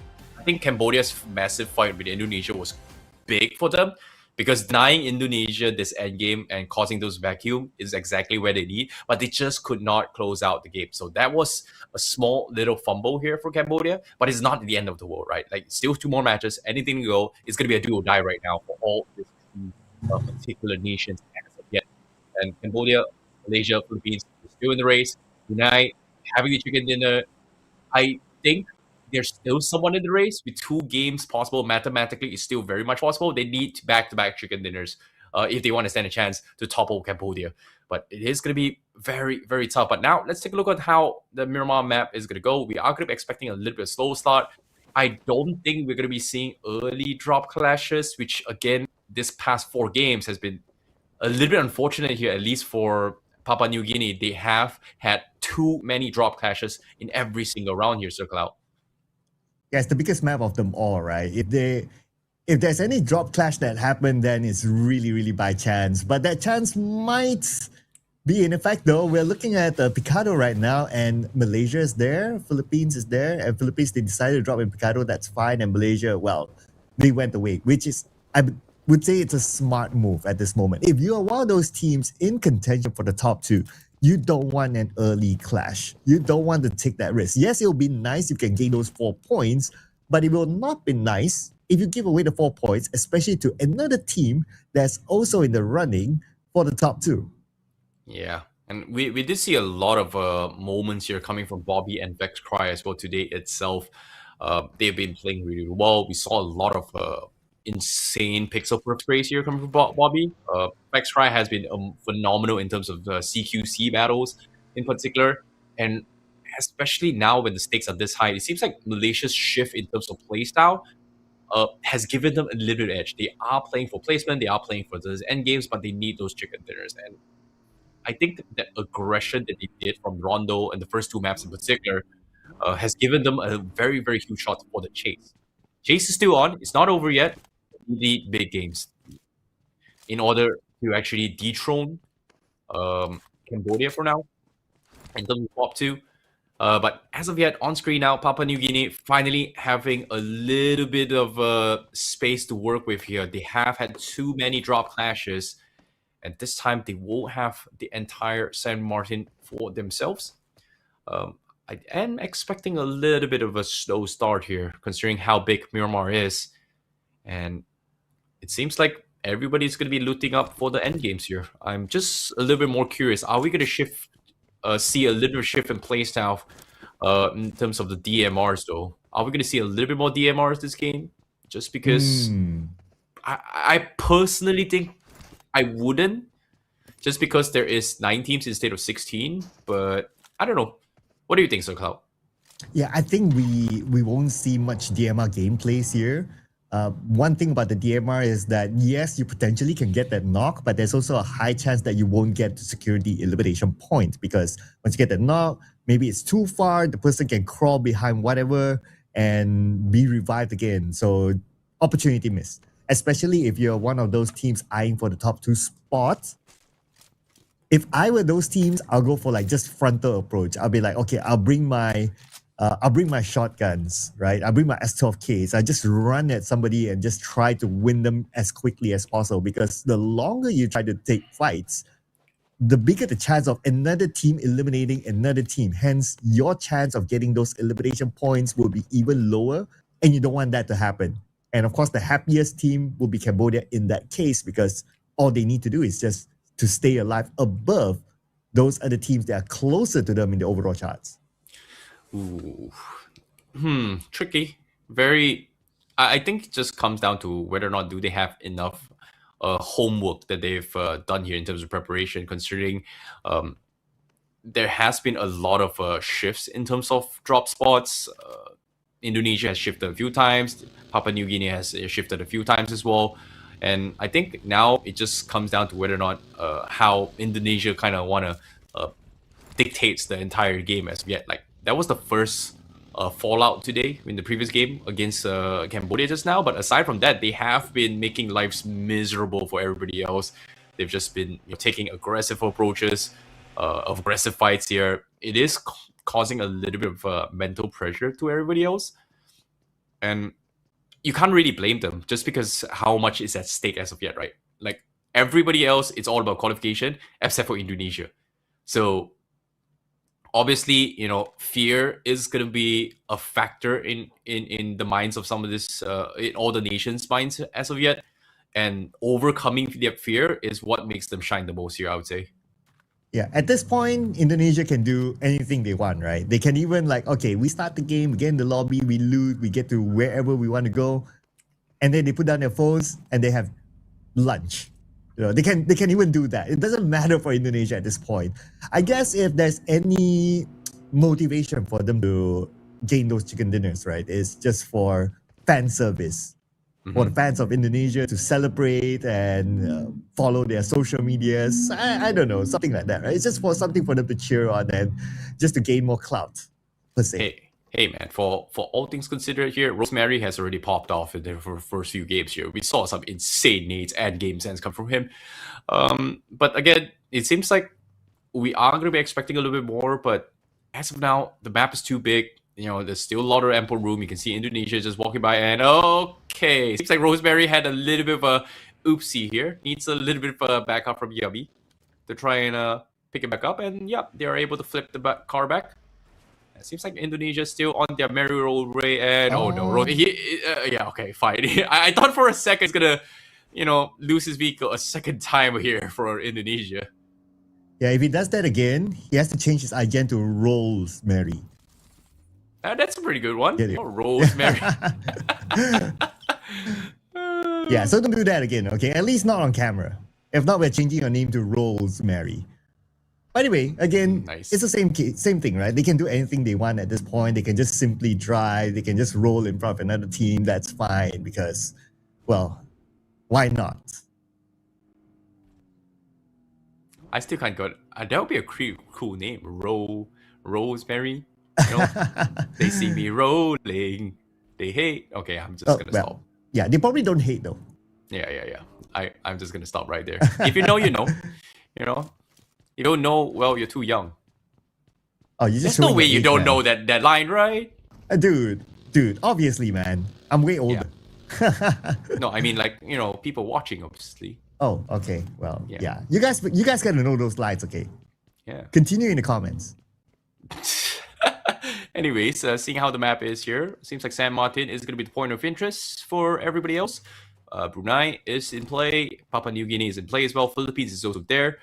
Everybody else is a little bit too far off. Cambodia, they are all the way outside the zone, down south side. Seems like they're still expecting company down towards Los Leones. I don't think they're going to be caught in a little bit of crossfire outside here. It's only stage 1. Inside the zone, 9 teams in play. So that means stage 2, stage 3, stage 4, still a lot of room to work with here to try and push through. But looks to me on screen, instead of a DMR, we do have the sniper rifles in play here for Papua New Guinea here, Sir Cloud. But they don't have a circle though, so they have to leave the high ground. Is it keeping an eye on Papua New Guinea that's currently inside of St. Martin? And I guess they're aware of somebody's looking at them as well. So that's why they're kind of taking their time not to come out of their compounds. So that's okay. But for the Philippines, they have to find elimination points. Okay, so some of you in the comments, I noticed, have been asking where is the Federales? Okay, so Federales is Sarmiento, by the way. So if you're looking for the Filipino Terminator, keep an eye on him. And, well, I'm sure that fans will be hoping for him to bring in those elimination points that they really need right now. Hey, man, why would you, rat out the boy Federales on him trying to change his name? Why would you let people know? Why? I mean, if the dude performs, then he should be celebrated, right? Just like you. You're doing well. You performing every show. You should be celebrated as well. So I call you parents from now on the broadcast. Yeah. How about no? How about no? What you gonna do about it, Mr. Andrew? Oh, wow. Now you're calling me out. Okay, we call each other out right now, okay? That No, means no, we no. celebrate each other. It's a good thing. Fair enough. Anyways, seems like Australia is having a little bit of run in here with car troubles outside the zone. Seems like they're taking a little bit of chip damage. Not exactly sure where they got heavy fire here. I think it was Cambodia down south. But they are still trying to race for the zone themselves. But Papua New Guinea, they are going to leave San Martin and they will run in towards the crosshairs of Malaysia as of yet. Since Malaysia, they're starting to get a little bit aggressive here. They are going to be on the hunt here for points. Bobby finds the first opener. That's going to be the first knock coming through here for Malaysia, so Cloud. That's a nice side shot there by Bobby. And now with that one knockdown, they know that they have the man advantage. It's time for them to rush in and gain those 4 points for themselves. And here comes Fax, Kim, and Kenny. They're going to lead the charge while Bobby's going to play the supporting role from behind. And Kim at the forefront, he does have a DBS in hand. Jump shot, and his teammate got him. And here comes Kim. Clean up the job. And there you go. Oh, one more to go. One more to go on the other side. Wow, that was fast. Yeah, there was a very, very clean takedown here coming from the Malaysian squad. And just like that, 4 points. And the chase is still on. And it seems like this is going to give them a little bit of a confidence here for this endgame. Placement points finally in play. 8 teams remain. And that just means the rest of the world, especially for Cambodia, the race is still on. And Malaysia, can they actually pull the biggest comeback? Or in this case, the biggest upset here, at least for Cambodia. Down towards the final 2 game. This game is going to be extremely crucial for them. Unless Indonesia, has something to say. Seems like we do have the Mini 14 in play here from Rosemary. For a second, we thought we were not going to see it, but seems like we are still going to see the DMRs in play. Okay, that's going to be interesting. Let's see what he's going to come up from that. He sees a vehicle, so that means that he knows that somebody's around the corner. And that will be Brunei. Now, this is going to be devastating, right? So in that case where Indonesia wipes out Brunei, then that's it. Brunei will not be able to qualify. We shall see. We haven't seen signs of Cambodia at all the entirety of this game. We will see shortly, but they're still in game for sure. Just not exactly sure how the end game is going to look like. This is only stage 3. There's still a lot of open terrains inside this zone. And as of yet, this zone is still very, very big here for all these teams to play with. But as of yet, a lot of gunshots has been made. It's coming in from Indonesia. You can see Brunei, they are trying to keep tabs on who those teams are. But on screen now, seems like Philippines is going to potentially run in towards Democratic Republic of Timor-Leste in this situation. Playing this very safe, playing this very passively. And I think this is where things get a little bit slower here. Like, do you play aggressive in this situation? This map, it's a little bit far-fetched to play with. The terrains are a little bit too far off. It's hard to go in for those CQC battles. Look at all this uphill. Especially for, even with the vehicle, still hard to go in for the slam. But finally, we catch a glimpse off towards Cambodia. They are on a warpath here. They found the first point from Davan. And this is a little bit of a defense here. Defense and attack situation here for Cambodia and Malaysia as of yet. We see New Zealand right in front of Cambodia right now. So this clash might just happen here. Especially with the fact that Cambodia, they took out one. Oh, speaking about taking out somebody, Rosemary got one for himself. It's a long-range knock. And Shanko got Rosemary back. Interesting, okay? So now we have them on green, but we're switching over to Malaysia right now because they're a team that's on our highlight. Malaysia, they do have New Zealand in front of them. New Zealand, they're too spread apart for Malaysia to take them down. Seems like the spray is coming out as well. Fax Cry now force the defenders against Cream. New Zealand, they want to try and take him out. But Vexcry, you can see he can't give away his position. He needs to hold vantage point while the rest of his teammates is going to push up as well. Cream, he's slowly getting surrounded. And here comes the push. And Bobby is able to take him out. Great takedown here by Malaysia. Great coordination. Great teamwork and comms as well. And 5 eliminations now for Malaysia. We need more. Oh, this will be an interesting target here. If Malaysia can eliminate Cambodia, then we're talking. But right now, India, they're on to Brunei. Brunei's 3 players. 3v3 on the outside of the circle. The zone is right now. We are at stage 4 and it will hurt. And here comes Chewy at the forefront. He gets Yummy! Oh boy, now Indonesia, they're gonna fight back as well. Riggs, he's able to take down Shin's Chewy next to Paul as well. Great recovery here from Indonesia. The aggression kept on, but for Brunei, in shambles, only Shackle remains, and Indonesia is looking for the reset as well. They've lost Rosemary, but the rest of the teams are still alive. Yummy is still alive. They've got them picked up, but they're still at his zone. But for Brunei, Shackle now forced to completely bail out of this fight and run for the zone to play for placement points. But he is going to potentially run into a Skynian now as Cambodia driving side by side, getting trailed behind, and Shackle ran out of roadways to actually give chase here. So those pop lines is going to stop him, and he's forced to make a U-turn. And Skynian is going to try and box him in, and now Shackle forced to disembark, and he is surrounded, and he is stuck.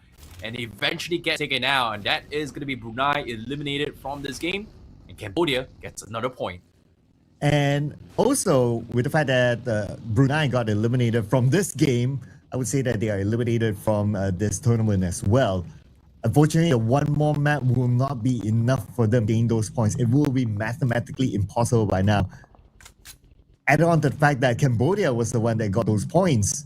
So right now, Cambodia create a little bit of a gap. But Team Malaysia, they're catching up with the fact that they have 5 elimination points right now. And Malaysia, they need more. Cambodia is right in front of them. This is going to be a big chance for Malaysia.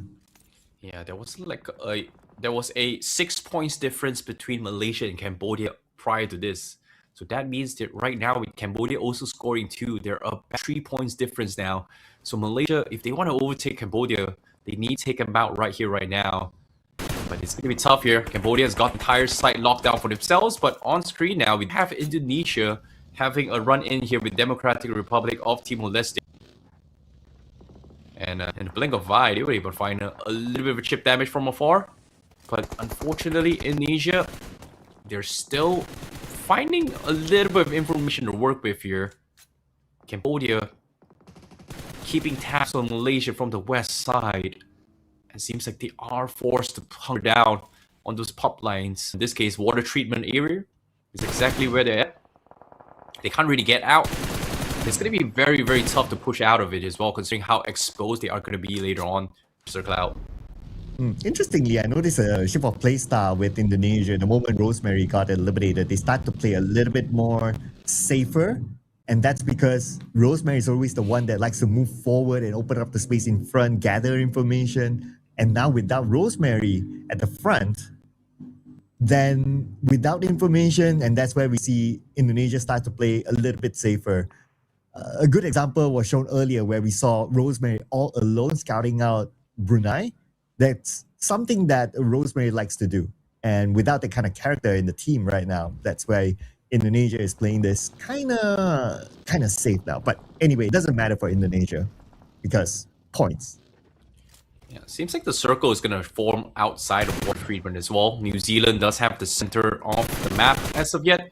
So they're in prime position for the end games, but they need those massive, juicy points. Malaysia going to be hugging on the outskirts here. They are trading far-range shots here against Indonesia from the far fight. And both teams, they are having the high ground on the north side. They've got Cambodia pinned inside water treatment. But as of yet, there's no reason for Cambodia to push out. They're still inside the zone. They're trading fires left, right, front, and center. But they need to find a way to push through. But interesting split here coming from Malaysia. They've got a 2-2 split from the north and the south side to try and farm some points themselves. And I think that's a very interesting strategy from Malaysia. They're just going to try and capitalize on people getting stranded out and open and gobble a few points themselves. So I think that's the idea here coming from Malaysia. But for Indonesia, they're expecting company. They do see Democratic Republic of Timor-Leste trying to close the distance, and they're going to deny them that mobility. Just like that, King Leo getting dropped. Sek now pretty much stuck as well with his vehicle out of commission. They're pretty much being completely forced to be out in the open, and Indonesia is going to try and outflank them right now. Oh, and here comes Zeta from the side though. Zeta willingly going out the circle just to try to get this tag. And where is he going to go right now? There's not much space for him to play with. If he goes the other side, then Philippines will be there waiting for him. Obviously, between Indonesia and Philippines need these points even more. Boy, seems like they have to pick their poisons here. Philippines, they've heard all these commotions, and like you said, need these points. They aren't going to close the distance here. Sarmiento looking to gobble those points, and just like that, they get 2 points in the back. And Philippines still in the race as well. It is going to be a close competition here, Sir Cloud. Oof. Tough. It's going to be hard. Yeah. Philippines, Malaysia, and Cambodia, 3 of these teams are still in the game. So it's still anyone's game at this point. It's hard to tell. But they just got another elimination point. They took out Ego from Australia. Australia down south. Well, literally. And now Malaysia is seeing the target. They're going in for it. They know they need those points to catch up to Cambodia. And Cambodia is still playing this passively. Still playing this safe inside of water treatment. Oh boy. Malaysia. Seems like they are going to go for the ram as well. They see it and lose Dragula Ninju almost getting taken out of the open. Repositions, but Malaysia, they need a big game. They need all these points, and they are going to go for the aggression here. Kenny goes the distance. Nades are coming in. No connection so far, and here comes a spray down. Kim looking for the shutdown, and they do get it as well. Australia getting taken out, and another 2 points in the bag here for the Malaysian squad. And that's 8 elimination points now for Malaysia. Edging closer and closer right now to Cambodia. And Cambodia, at this point, they only have 2 elimination points and the rest of them placement points. And they're not moving yet from water treatment. They still have the circle though, but Team Indonesia just right beside them. So the moment they step out of water treatment, they probably need to fight with Indonesia. My goodness, this is such a competitive situation here for all the nations as of yet. 5 teams remaining, and the top contenders are still alive. Malaysia is already close the distance here for top 2 against Cambodia. Cambodia, they still have circle control. Circle is still in their favor. Indonesia as of yet has to push up. What's the call here? Seems like Indonesia, they are going to try and close the distance against Cambodia. And there is going to be a little bit of mishap here. And fortunately for them, Cambodia is not going to be... Oh, wait, I spoke too soon. Devon, how is he able to find a small little off angle like that to capitalize on that? What is that angle, Devon? Oh man, that is experience for you, ladies and gentlemen. Devon, one of the OGs here in the PUBG Mobile esports scene, showing the experience is paying off at this point. But he'll be going up against Indonesia. He needs his teammates together with him. In Indonesia, we know this is a ruthless team, and they have nothing to lose at this point. Oh, nice nade! Oh, Skynin finds the second knock as well. Indonesia down towards Rexy here. Last man standing, and they get wiped out. Cambodia, they hold on, and Indonesia has been shut down. Remaining 4 teams here. Philippines, Cambodia, Malaysia still in play. 3 teams eyeing for the top 2, and New Zealand being the 4th team here to try and put a little bit of a dent here between these 3 teams, and whoever takes this chicken dinner is going to be on top 2 as of yet. This is such a important match for all these 3 nations here. Can they hold on? Oh my goodness, 6 elimination points now for Cambodia. They're in a very good spot at this moment. Now Philippines, right in the corner, we have Malaysia on the left side as well. They're looking at Cambodia, but Cambodia, they're safe inside of water treatment. They have enough covers for themselves. So it's not easy for Malaysia to just rush in just like that, especially with the fact that they're now in a 2-2 splits. I understand why, because they want to try to gather as much information as possible. This is to try to see, are there any other targets that they can go for? And it's likely they'll go for New Zealand now. Ooh, New Zealand. They do have center control, but I think Malaysia has no choice but to cross the road itself. And based on the map, you can see it is going to be a little bit tricky spot to be in here. Malaysia, the moment they try and drive through, and in this case with the circle forcing them to the north side, it is going to put them out in the open unless they take the compound away from New Zealand. But as soon as they make the move, everybody else is going to try and take shots here on Malaysia. Philippines from the east side, they do have an off angle to work with, but they're still keeping tags on towards Indonesia on the other side of the map. Sorry, I mean Cambodia, who's inside the water treatment here. So that means Cambodia, they will slowly inch outside of the water treatment, but they won't be in a position where they can still fire away yet, just because Philippines still got them completely boxed in. And for now, it's all about the circle shifting here. It is going to come down towards the wire, and who makes the first move here, Sir Cloud? Yeah, it's time for the Philippines to move. On the outside of the circle, stage 7, you don't want to spend even a second in that blue at this point. And for the Philippines, obviously they need those elimination points. They have to pick their target right now. They have to go for it. And looks like they chose a New Zealand and their compound as their target, and they're going for that one. I don't think they have a choice here, especially for Malaysian squad. Like, that's the only safe possible position, which is where New Zealand is. Bobby is looking for an off angle to find pick here, but New Zealand, look at this, they're just so quiet inside the gas station. It seems like Malaysia somehow is able to out-rotate past them and regroup with Bobby on the west side. So they are not slamming in towards this compound on towards where New Zealand is. So they do have a little bit of leeway. And I think Malaysia has a rough idea on what they are trying to do. They know for a fact that there is a team inside those water treatments, and they are going to snuff them out when the zone forces them out. But having good information and execution is two very, very different things here, Sir Cloud. Oh man, at this point it's a roll of the dice, right? Like who will pull the trigger first. Stage 8 though, we still have the circle, and we'll see who is favored by it in about 15 more seconds. Is it going to be Cambodia? Is it going to be Malaysia? Is it going to be Philippines? Is it going to be New Zealand? Stage 8 circle is going to be crucial right now, especially for the teams at the north. All right, here we go. Stage 8 and circle goes somewhat towards the middle, and Cambodia will be forced to move out of water treatment. Oh boy, New Zealand still has those gas stations in place, so they're not going to be moving anytime soon. They're playing for this end game here, but as of yet, like you said, Cambodia, they need to get out. Malaysia's got them locked in. Philippines is also going to get locked in as well. That means Cambodia, it is going to be one of the most difficult exits as of yet. They have to get poisoned. And can they get out to safety is going to be the question here. 20 seconds left on the clock. They're forced to drive those vehicles, and Malaysia is already firing at them, trying to stop Cambodia from getting out. Is that a punctured vehicle I heard? Maybe, maybe not. If it's a punctured vehicle, then it's bad news for Cambodia. But anyway, they have to move right now. 3 more seconds, the zone will close. Here comes Cambodia. Philippines, they moved in. Malaysia as well. Cambodia a little bit late to the party. They will come in later. This compound will be sieged down by Malaysia. Oh my goodness, Malaysia, they took a swing. They somehow pulled through. Shots fired here, but now New Zealand is the one that actually drops the ball. They get completely flushed off. Jenny almost getting taken out as well, coming in from New Zealand. Last player left.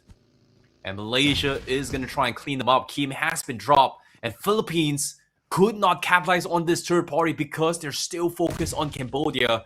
Malaysia was somehow able to disengage, giving Cambodia a little bit of space, and took advantage of the situation here to try and sneak down to the south side. But they have to wrap things up quickly. Philippines heard all these commotions. They're going to keep them in check. But Benny, barely at the side as well, gets spotted out by Bobby. And now the Needs will clean him up. Perfect execution here from the Malaysian squad. And 10 eliminations now for Malaysia. They're looking at Cambodia. Philippines going with Cambodia as well. But top, he got 1 over Bordeaux. That's going to be their start. Sarmiento goes down as well. Same goal for Fusingan. Cambodia, 9 elimination points at this moment. And the Philippines, they're out. Now it's between Cambodia and Malaysia. Oh my goodness, a very, very important fight here between both Cambodia and Malaysia. Cambodia defending top 2, Malaysia looking to dethrone them. But Skynin finds a knock on Fex Cry, and that should be the opener here for Cambodia. Malaysia, they are going to try and close the distance. Bobby still left behind in the far fray. And Cambodia, as of yet, they need to find another opener here, Sir Cloud. Kenny getting Ooh. dropped. Malaysia, they are slipping away. And Cambodia should be able to defend top 2 for now. Oh, they have the high ground advantage, but then again, the zone is closing. That might force them to go down. They have to clear off Malaysia as quickly as possible at this moment. The smoke is blinding Skynin, allowing Bobby to move forward. But still, they have the high ground advantage. 9x 6 damage, and now 9x, he has to move forward. Bobby receiving damage from the side by Skynin, trying to pin him down within the smoke, and Bobby now down to his last stick of health. One more bullet is needed by Skynin to take down Bobby, and Bobby, will he be able to survive this one? Skynin comes in with a UMP, and Bobby will go down. Oh my goodness, Cambodia has been waiting patiently, and they are able to clean out the game, and they will secure the winner-winner chicken dinner, stopping Malaysia from overtaking. It will still defend, but a very, very big game here for Cambodia once more, and they should be able to hold on. And now it will come down towards the one final game. Can Malaysia dethrone Cambodia? This is going to be close, but Cambodia still holds on for number 2 here. Sir Cloud. Yeah, it's going to be huge, right? This last game, how big will the gap be? We need to find out, ladies and gentlemen, after this break. So don't go anywhere, and we'll see you guys in a bit.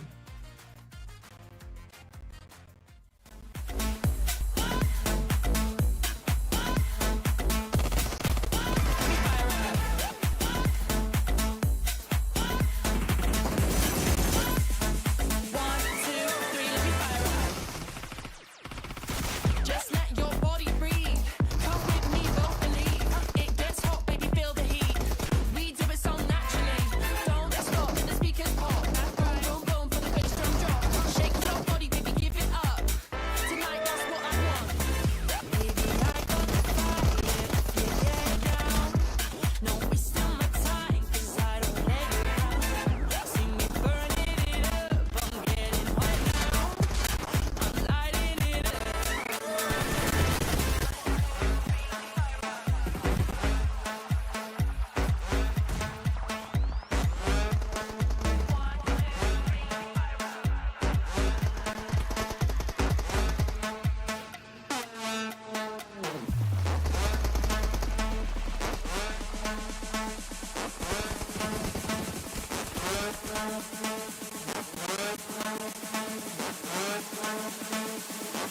One, two, three, let me fire up.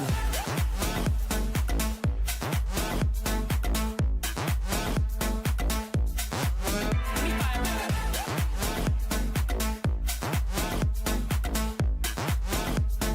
One, two, three, let me fire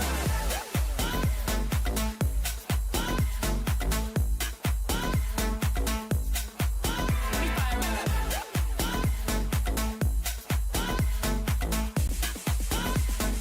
One, two, three, let me fire up.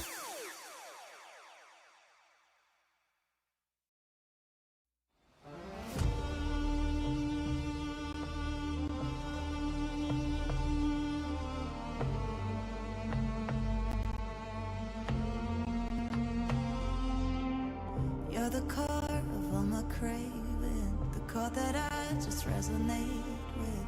I'd rather die than let it fade out. 'Cause you make my night a little brighter, the heavy days a little lighter. I'll be with you down to the wire. You are the spark to my fire.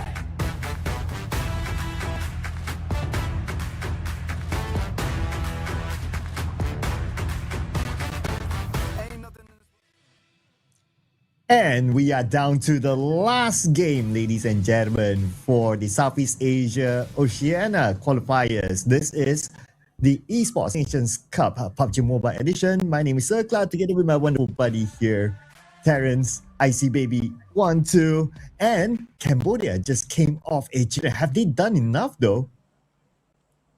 Well, as of yet, it comes down towards this last game here, but Cambodia with the chicken dinner, like you said as well, has given them a huge lead. Malaysia definitely needed that win if they want to close the gap. They were very, very close. So as of yet, and I think Malaysia and Cambodia, there is about an 6 to 8 points gap, just because chicken dinner first place and second is 6 points different. But yeah, to give guys a little bit of context as well, it seems like the overall scoreboard has been updated as well. Cambodia was able to get the chicken dinner and a decent amount of elimination, so they are widening the gap here.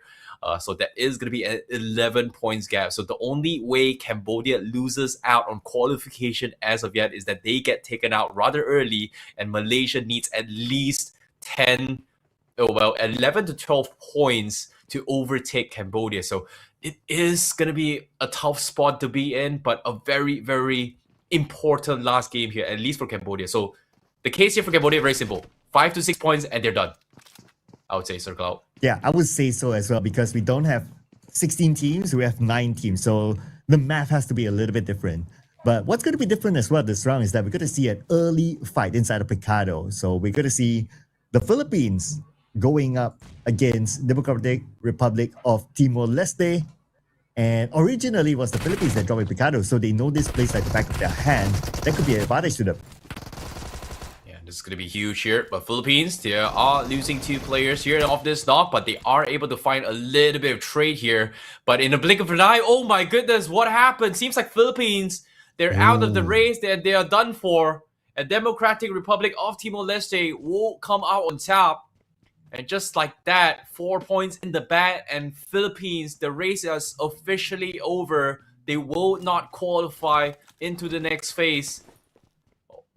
Oh my, I wasn't expecting this final game here to be a very, very unfortunate ending here for the Philippines. Not at all. Didn't expect that. I mean, prior to their elimination, they have a tiny chance of qualifying if Cambodia gets eliminated early or eliminated by the Philippines. But with the fact that they're out right now, then it's like totally out.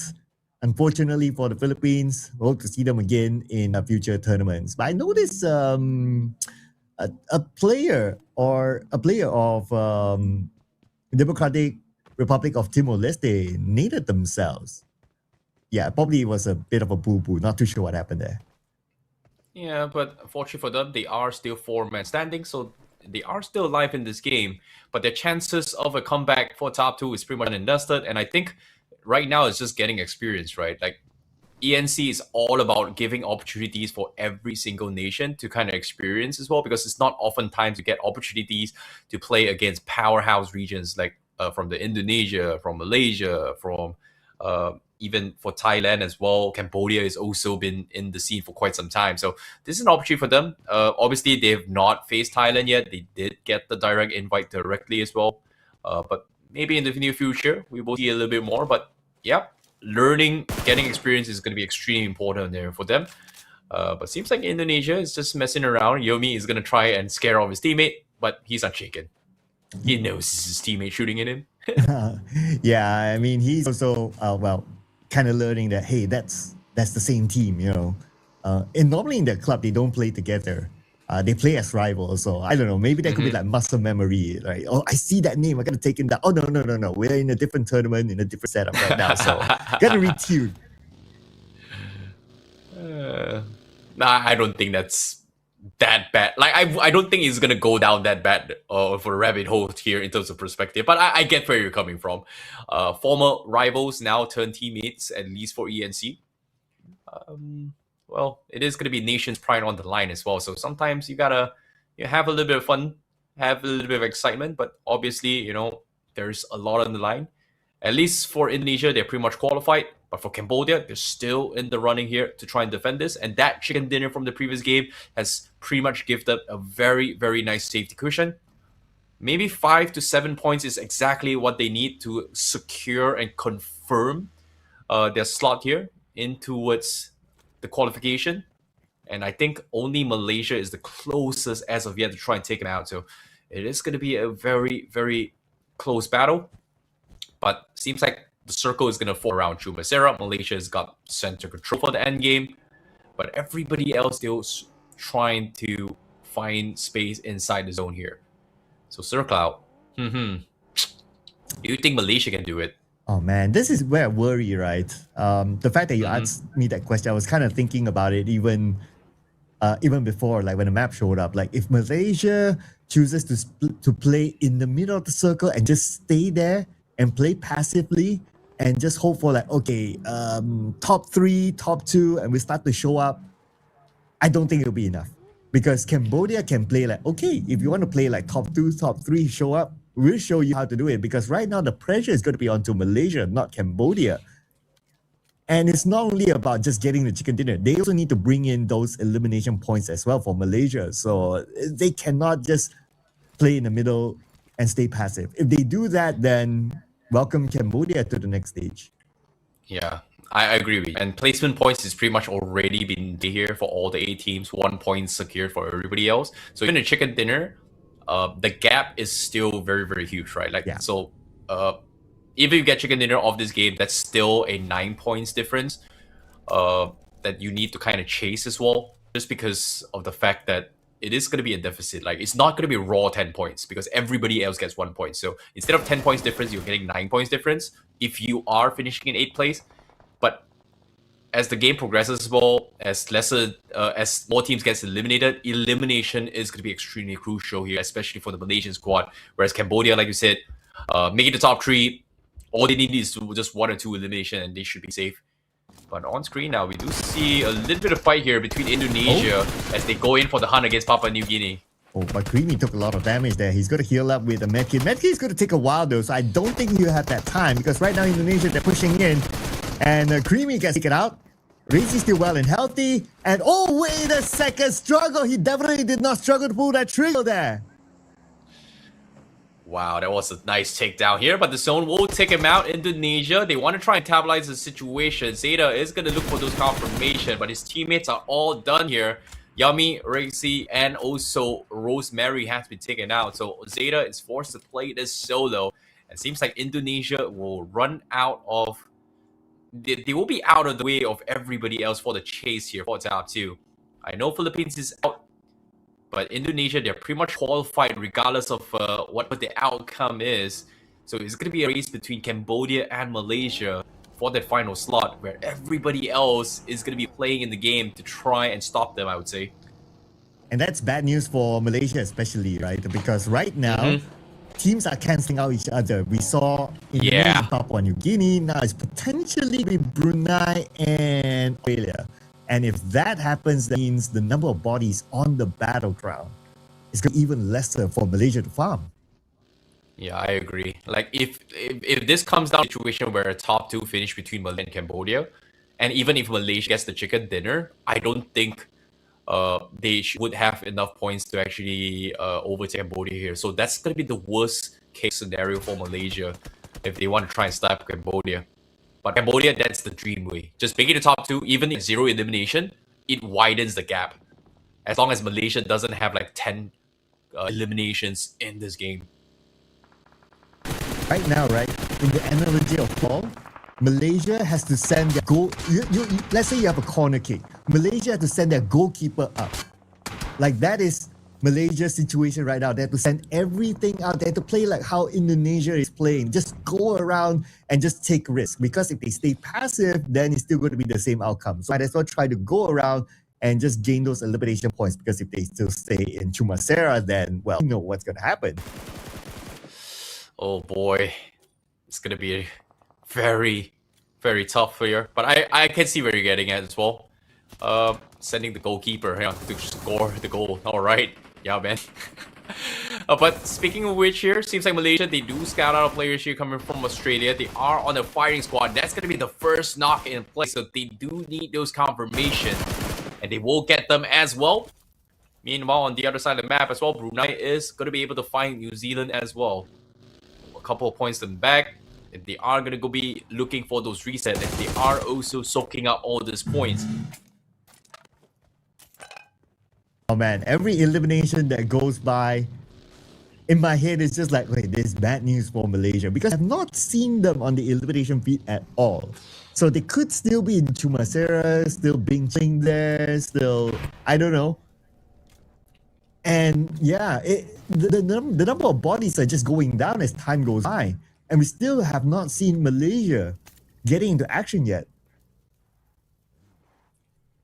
Yeah, it's tough, right? They were able to find 1 or 2 points just now. 1 point in particular, but still a lot more to go. But I can see where you're getting at as well. This vacuum of points is going to stop them from actually, taking all those points here. Indonesia, Zeta, last man standing here from Indonesia for his last game here in this round. We know Indonesia is pretty much qualified. Let's take a look at what's the circle itself. You need to shift down south to Minas. Malaysia has pretty much boxed in. They heard all this commotion from Brunei, and if they shut down Cambodia and Brunei at the same time right here, right now, that means they should be able to climb up. But it is going to be a little bit of a tricky spot here. We are hearing a lot of firing here coming from the Malaysian squad, as Brunei almost dropped Shackle a little bit. But Indonesia, they are going to give chase here. Zeta is got no fear. He's just taking fire shots here on Brunei. Oh, eventually goes down. Yeah, he was just pedal to the metal. I mean, to Zeta is like, okay, I'm out. Cool, time for lunch. Yeah. I mean, nothing else for them to really play for, right? They've qualified even since yesterday. So now all eyes onto Malaysia. Okay, last we checked, they were at the high ground around Minas. So they should have a view of like, okay, Brunei coming in, and this is their chance to try to be proactive against Brunei. But what makes it tricky is the terrain. So as you can see here, like, yes, Malaysia, they have a high ground advantage against Brunei, but because of how this terrain is shaped, you don't really have a line of sight towards Brunei. So you kind of like have to still scout things out, and you still have to take that time if you want to play safe, or if you just want to like, okay, send the goalkeeper up at a goal kick, just go for it. Yeah, seems like Malaysia, they have lost a player here as well. Kim has been knocked off. Very nice long-range shot here from Brunei. Nothing super crazy that they can convert it to, considering that they do have the low ground. So Malaysia should get a very easy reset from this fight. But for Brunei, that is a little bit space to push into the zone here.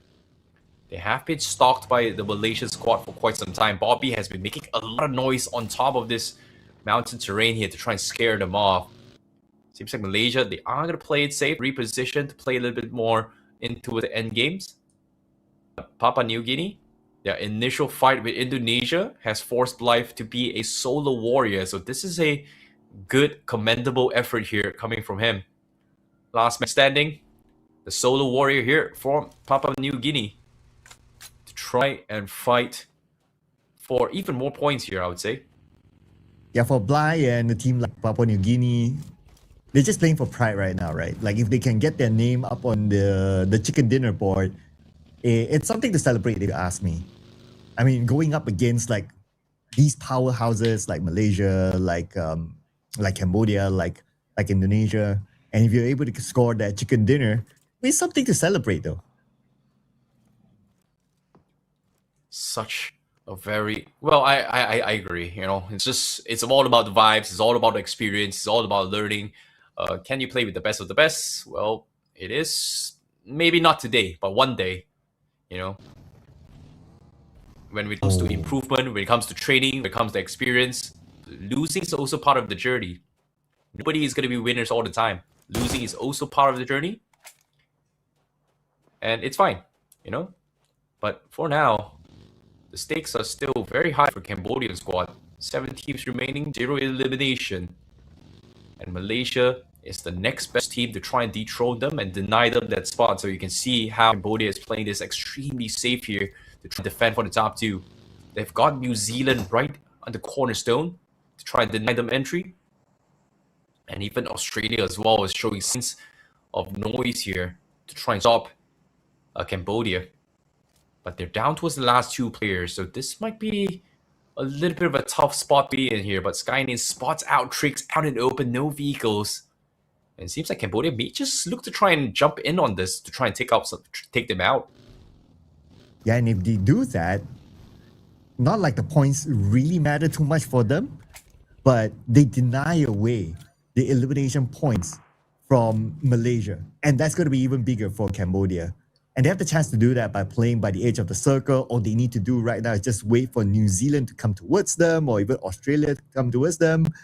And Cambodia, they have the high ground advantage. So it's all down to them on how much they can take out from this southern side of the circle. Oh, it is going to be a tricky spot here. Skynian is spotted out here by Cremo from New Zealand. But will he take the shot? But as you can see, for Australia and New Zealand, they're down, hurt, and bad. They only got 2 players remaining. And as of yet, they're so afraid to pull the trigger, knowing that the moment they get shot, their positions is going to be exposed here. They're not exactly in the zone. They need to run in.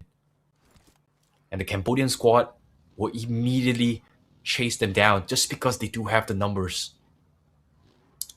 But do they have information is going to be key. Skynet has a rough idea.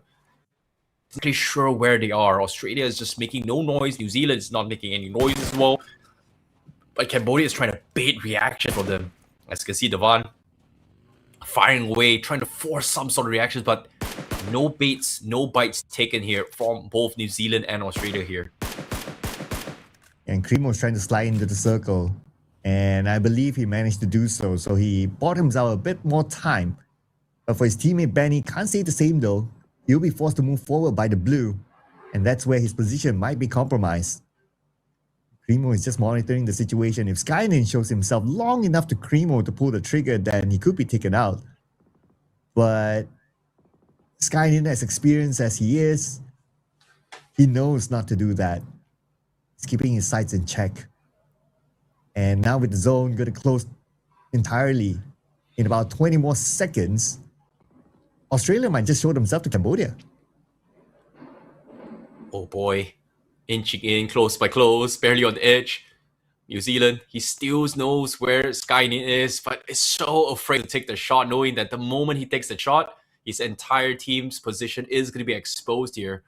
But eventually now with the zone forcing through, they need to fire away. Skynin almost getting dropped, misses the timing, and now the rest of the Cambodian squad is going to double down and focus their attention onto his New Zealand here. Skynin fires back. Now has to back off with his teammates, regroup as well. But seems like the rest of Cambodia is going to roll up onto his New Zealand here, Mr. Cloud. Well, here comes the smokes, but here comes Cambodia as well. They're going in. They want to deny away the points from Malaysia. They rush in. Davan will get Cremo. And one more to go. It's going to be Benny. He's now at 50% of health. He's covered by the smoke. But they go in, and that's going to be Davan. Or Skynet finishing off Benny, the final play of New Zealand. That's more points denied away from the hands of Malaysia. Oh no, unfortunate ending here for the New Zealand squad. They tried their best, but the best sometimes may not be enough here.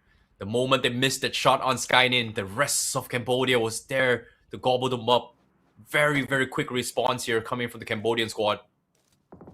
And just like that, one team out and 2 points in the hands here for the Cambodian squad. That means they're still holding on for top 2. Everybody else still playing this a little bit of a slow approach here. 6 teams remaining. 19 players alive in this lobby. Oh man, at this point I'm still surprised that Malaysia is playing this passively. Like, we have not seen them truly in action yet when we all know that they need those elimination points. I agree. You know, they're playing towards end games, but again, they need Cambodia to be taken out first. And so far, nobody's been able to do so. But on screen now, Democratic Republic of Timor-Leste having a little bit run in here with Brunei.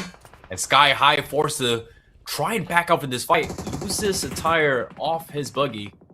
Forced to disembark and fight this as well. Brunei getting shot from the sides. King Leo finds the opener. That's going to be the first knock. And they may look to try and pounce on this as well. And Timor-Leste, they are going to try. But on the other side of the map as well, Malaysia is also able to get the knock. And just like that, Brunei is the ones that force to hunker down in this small little shack. Oh. And the rush comes through for Timor-Leste. They do get a couple of trades. Sky High still continuing on. It's going to be wrong as the last player left from the Brunei squad. And that's a nice molly there into the shack. But this is where Malaysia, they need to take advantage of the situation. They have to come in as a third party. And Kim spots one. He'll get his target. He's looking for more right now. Point not secured yet by Malaysia though. So they have to come in and be the cleanup crew. Oh my goodness. Down towards the final 4 team. The Malaysian squad, they need all these juicy points. Here comes the nades from Vexcry. Do they have what it takes to get those confirmations? No connection so far. It seems like it will be there. 5 eliminations on the board. Malaysia is trying to make the comeback, but they need the chicken dinner. They need all these points in this remaining lobby itself. And Cambodia is trying to stop that. And I think Cambodia just might be able to hang on. They might be able to do this here. Sir Cloud. Oh, I mean, if Cambodia hits top 2, it should be enough for them. But anyway, right now they're on the verge of doing so. As Australia, one final player is going to be Ego. Up on this high ground. He'll lob an 8. Down onto Nangex, but it did not connect. Ego, on the other hand, he receives the damage though. Another nade onto Ego. Ego down to 20% of health. He's in a critical situation right now. One more nade and he will be eliminated. Oh boy, I think it's over. I think it's officially over here. Malaysia should not be able to overtake Cambodia. Even if they get the chicken dinner as of yet. Unless, well, it's going to be really close. But again, it is going to be tough. Malaysia taking the fight against Cambodia. They need to eliminate Cambodia right here, right now. And force Cambodia to be in top 3 before they go in for Ego. And maybe, just maybe, they should be able to cross through. But again, this is IC math in play. So I don't think they should be able to do so. But this is going to be a very important situation here. Because if Australia gets taken out first and Cambodia gets top 2, I don't think Malaysia is going to be able to overtake them. But if Cambodia gets taken out right here, right now, maybe, just maybe, Malaysia should be able to overtake them. Yeah, my math is off the window as well. Yeah. Yeah, I mean, if Malaysia takes out Cambodia here, they gain 4 points. They take out the final player of Australia, they gain another point, and then they score the chicken dinner. It is 15 points, but Cambodia also gained placement points and they got a handful of eliminations, 3 eliminations to be exact at this point. So I don't know. According to IC mathematics and cloudy mathematics, I don't think Malaysia can make it. Yeah, I think so. I think you're on the right track as well when you put that into perspective as well. Seems like Cambodia will be the top 2 team. An unfortunate run here. Malaysia, they tried their best. The comeback was good, but Cambodia made it extremely difficult for them as well. It was close neck and neck, but eventually the one that dominated the lobby is still going to be Indonesia at top 1. Oh, no doubt about that, right? Like they were top 1 like since yesterday. So yeah, man. Yeah. I mean, they're like what, 180 plus points, maybe 190 points by now. And to gain 190 points, you need, okay, if let's say a regular lobby with 16 teams, right? You need like what? Be top performing for like 4 days or so, or maybe even 5 days to gain those amount of points. But they did it in 2 days with 9 teams lobby. Having 10 points on average is already the dream, right? Like in 10 matches, they were able to get 182 points in total. That's 18 points on average. Man. That's unheard of. That's ridiculously high. Per match, 18 points on average. Let that sink in. It's so rare to even get like that many. Like maybe even classic games, but even then, getting 10 finishes across your entire team is already a very impressive feat. But 18 points per game, that's crazy. Dude, you've casted PUBG Mobile like forever. And if you say that, that is the truth, ladies and gentlemen. 18 points on average every single game. Nobody ever does that. Nobody ever does that. That is absolutely insane. Something for them to be proud of. On average, 10 points is where you want to be top 1 per game. Average 10 points every single game. 8 to 9 points is where you get yourself to secure for top 8. aside from that, whew, 18 points per game. Sheesh. Man, who does that? And mind you, it's a 19 Well, who does lobby. that? That's Indonesia right there. That's Indonesia. Yeah, there you go. And mind you, it's a 9-team lobby. It's not a 16-team lobby. Yeah. So you have to cut that by half, right? Yeah. Yeah, that's It's- crazy. Yeah, that's a lot. Like if it times 2 that just because it's 16, let's say you add a little bit of multiplier of like 0.6, 1.6. That's not 18 points. That's going to be like 20 points per game. Maybe 24 points per game. Well, again, that's a hypothetical scenario. Not realistic as of yet. But what's realistic is that Indonesia has done it. And Malaysia now looking to try and close out a game. This final 3 teams. Eagle from Australia is still alive, and Cambodia looking to close out with a bang as of yet. I like how you put the 2 Asian dudes in the broadcast and we start talking decimal points. Nice. So, but anyway, it's time for either one of these teams to wrap things up. So Cambodia, they're still a full team, well and healthy. They see Malaysia on the other side. In between them is going to be Eagle, but I guess Eagle is not going to move a muscle here. Next stage of the circle, Eagle might still be in the circle. So it's all about these 2 teams to brawl it out. Ego stuck in a rock and hard place. Cambodia still hearing all those gunshots here. I think Cambodia knows they've done it. They're just trying to, tactically close out this game. Circle is in favor, forcing Malaysia to try and push out. And I think Cambodia does not realize as well that they've done it. They're just playing it safe as well. They need is chicken dinner. But for Malaysia, they are looking to try and rack up those points. That confirmation on towards Australia wipes them out. That means they're pretty much in the top 2. It is going to be Malaysia versus Cambodia once more. But even if Malaysia takes this 4-man point against Cambodia, Cambodia has pretty much secured the top 2.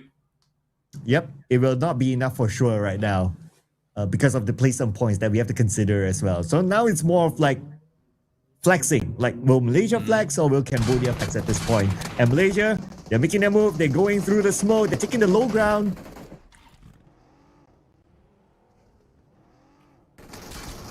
Oh boy, here comes the push coming through. Seems like Malaysia finally gets a knock through as well. That's going to be the opener here for Malaysia to close things out with a bang. Cambodia losing a player. They cannot afford to lose any points here. It will come down towards the wire. But I think Cambodia has done it. And as of yet, 4v3 situation here for the Malaysian squad. And both teams in the circle at this moment, but when it comes to terrain, okay, Kenny is still behind playing the supportive role. And because of that, Cambodia, they cannot push forward. It's not like they need to at this point. They're still in the circle so they can kind of chill. But as we move towards stage number 9, the team that's the closest to the edge will be forced to move forward. And that's going to be Cambodia. Oh boy. Tough spot to be in. There was 11 points difference between Malaysia and Cambodia. And right now, even with the chicken dinner, Malaysia is going to be like 2 or 3 point difference between them and Cambodia if Malaysia gets the chicken. But again, they cannot afford to lose any player from this game itself.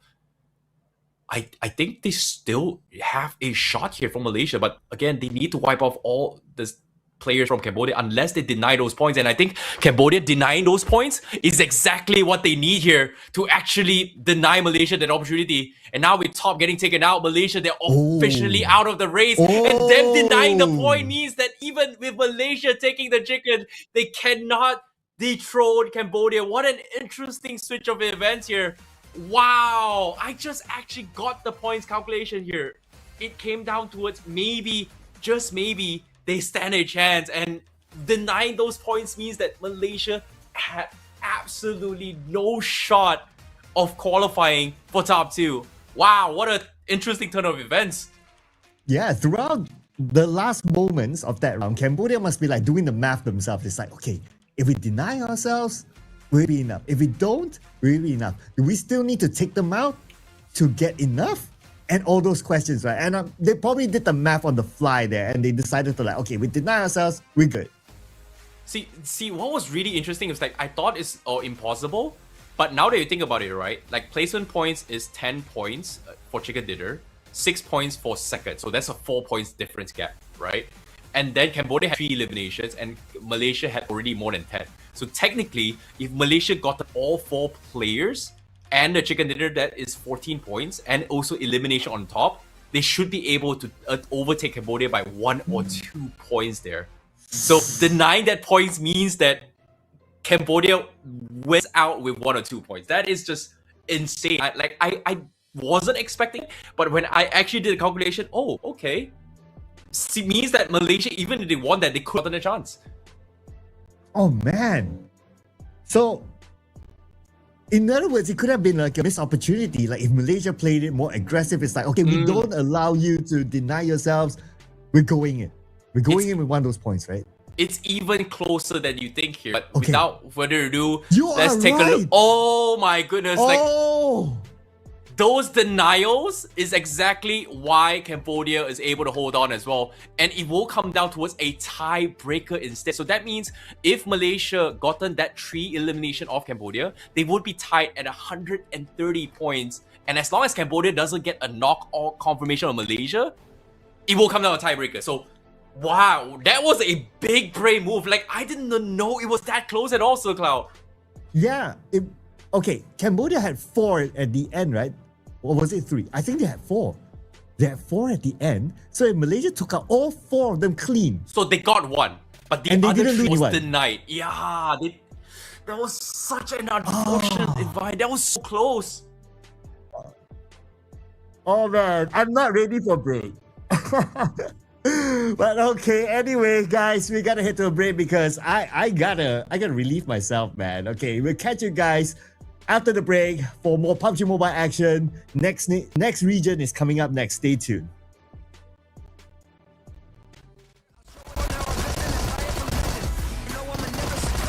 When the challenge arises, I come. I'm not willing to get up and run. I'm a bang bang till the task is done.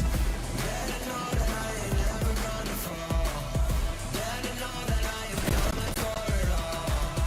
Better know that I am taking back control. Better know I'm taking control.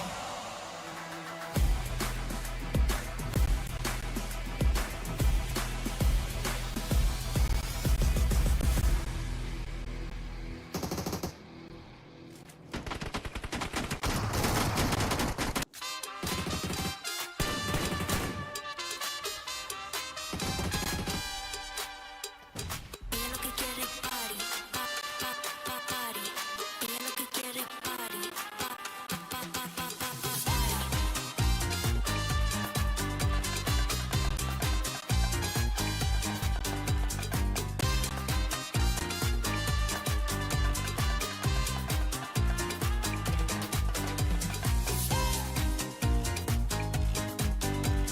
Ella lo que quiere es party, party.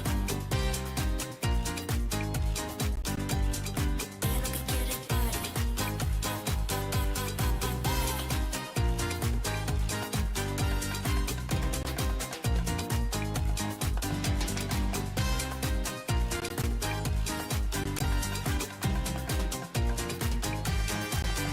Pendiente de rozar y dar más taca, taca. Entonces quedé esperando, venía taca, taca. Venía taca, taca, taca.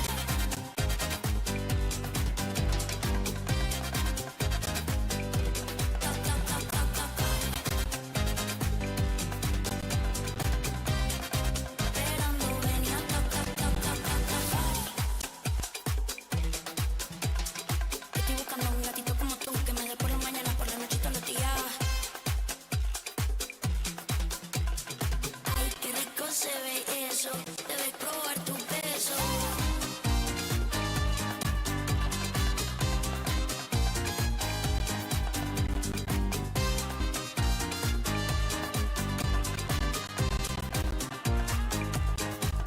Pendiente de rozar y dar más taca, taca. Entonces que estoy esperando, venía taca, taca. De rozar y dar más taca.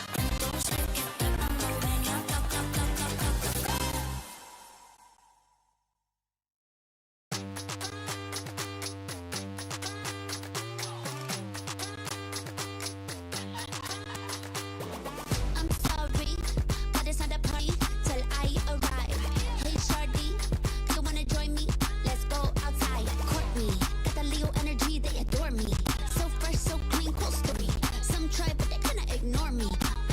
I'm cordial. You don't know what I get in store. From head to toe, I blow mine. A show, stop a hit, the flow in no time. It's so crowded, give them some more. Here we go. I'm a Georgia. You got to see it to believe it. Everybody know it and they feel it. No joke, I mean it. Certified George rapper. You can go whoa, whoa, whoa. Every time see him drop to the flow.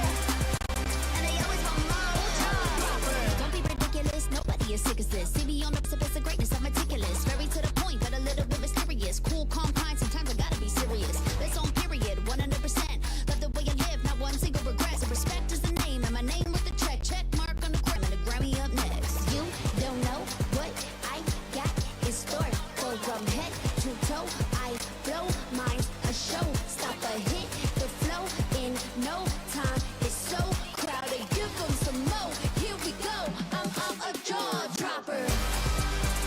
You got to see it to believe it. Everybody know it and they feel it. No joke, I mean it. Certified jaw dropper. Make 'em go whoa, whoa, whoa.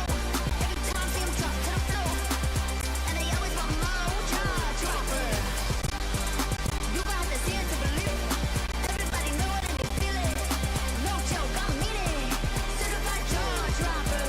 Make 'em go whoa, whoa, whoa. Every time see 'em drop to the floor. And they always want more jaw dropper.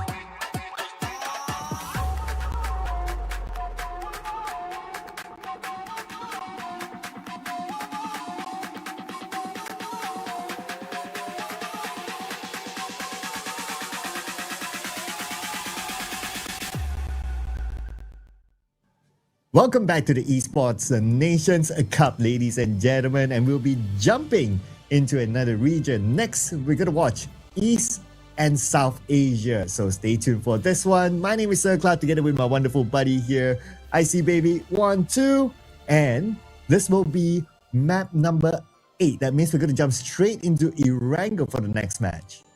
Yes, now, obviously, you know, things are going to be a little bit different as well. This is going to be a completely different region. So there is going to be only 5 teams playing in this lobby.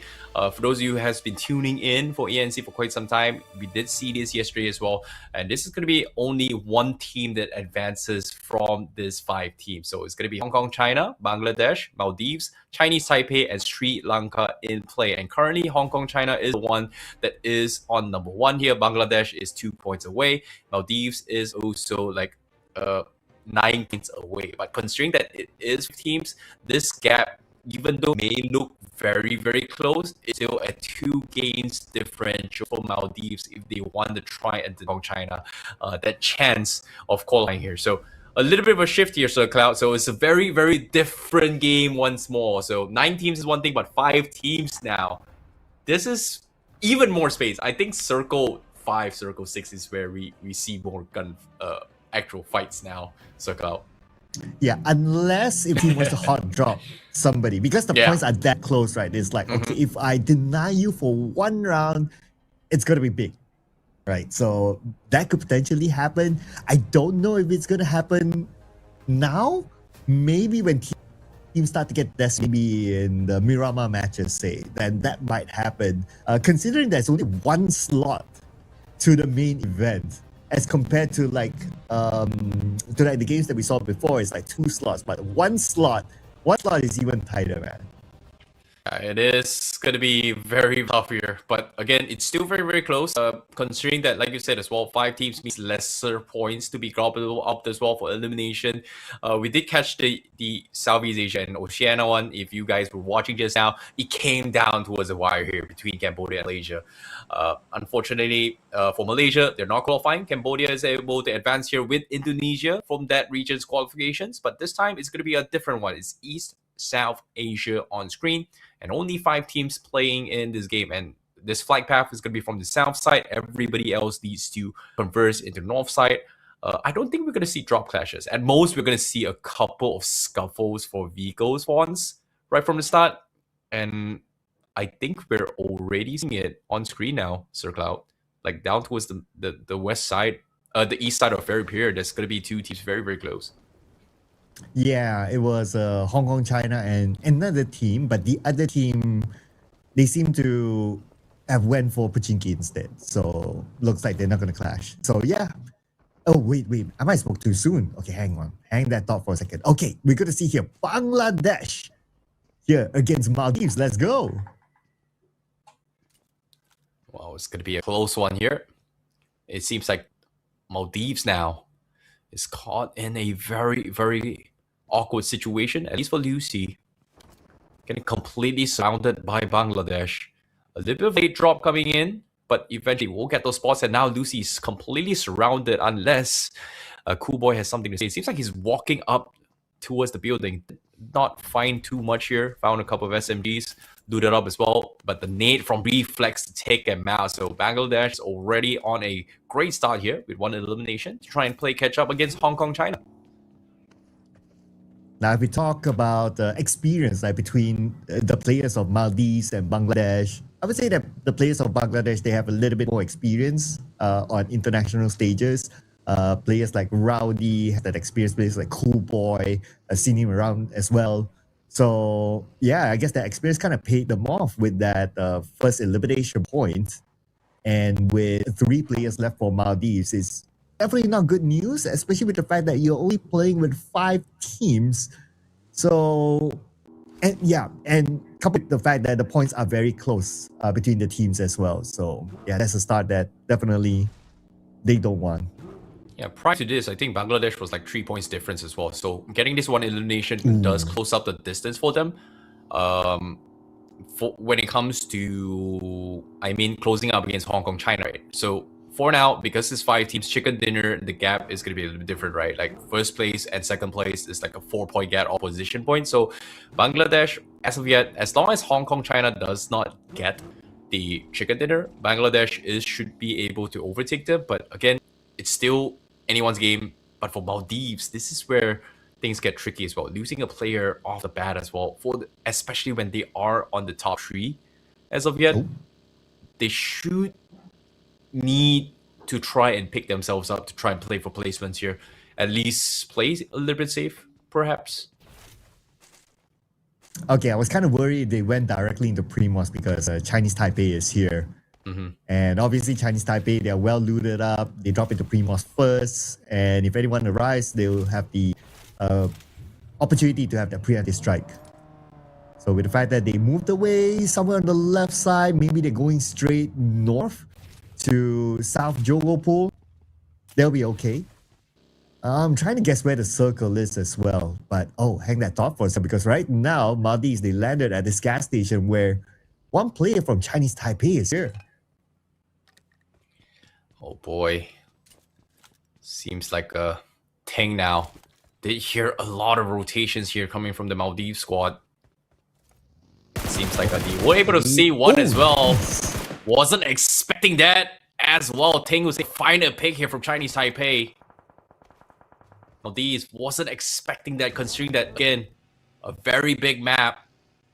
And considering how the flight path was on the south side, they should be playing a little bit more cautiously. But for Maldives, losing 2 players, not a great start here for Maldives themselves. They needed those points if they want to catch up. But for Chinese Taipei, that's a nice little comeback for them. I think IU kind of got a little bit too relaxed there, because from that distance, you can kind of hear the footsteps. So if you were focused enough, you'd be like, oh, somebody's around, and you would react. But the fact that he did not, then I guess he was just too relaxed. He just wanted to loot and move, and he got punished for it, unfortunately.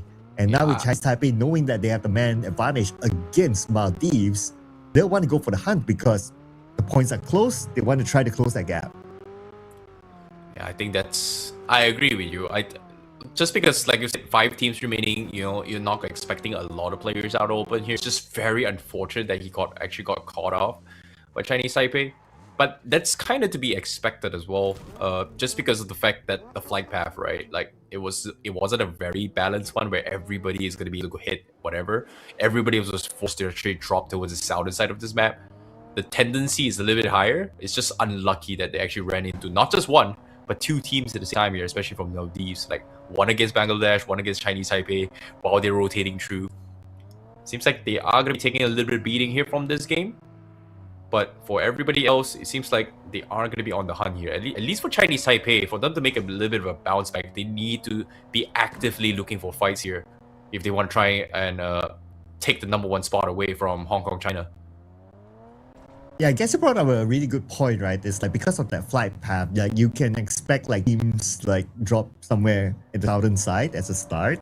And with the fact that they lost one player very early on, it's like, okay, we have 3 players, we have not even looted, let's play it super safe. Let's just take a vehicle, go all the way up. Because right now, my guess is that the vehicle is on the eastern north side, thereabouts, yeah, or maybe like somewhere around Rozok, somewhere around there. So if that circle is there, you might as well take a vehicle and go straight into Rozok or school, wherever the middle of the circle is, so that you'll be away from the southern side and you can take your time to loot from there.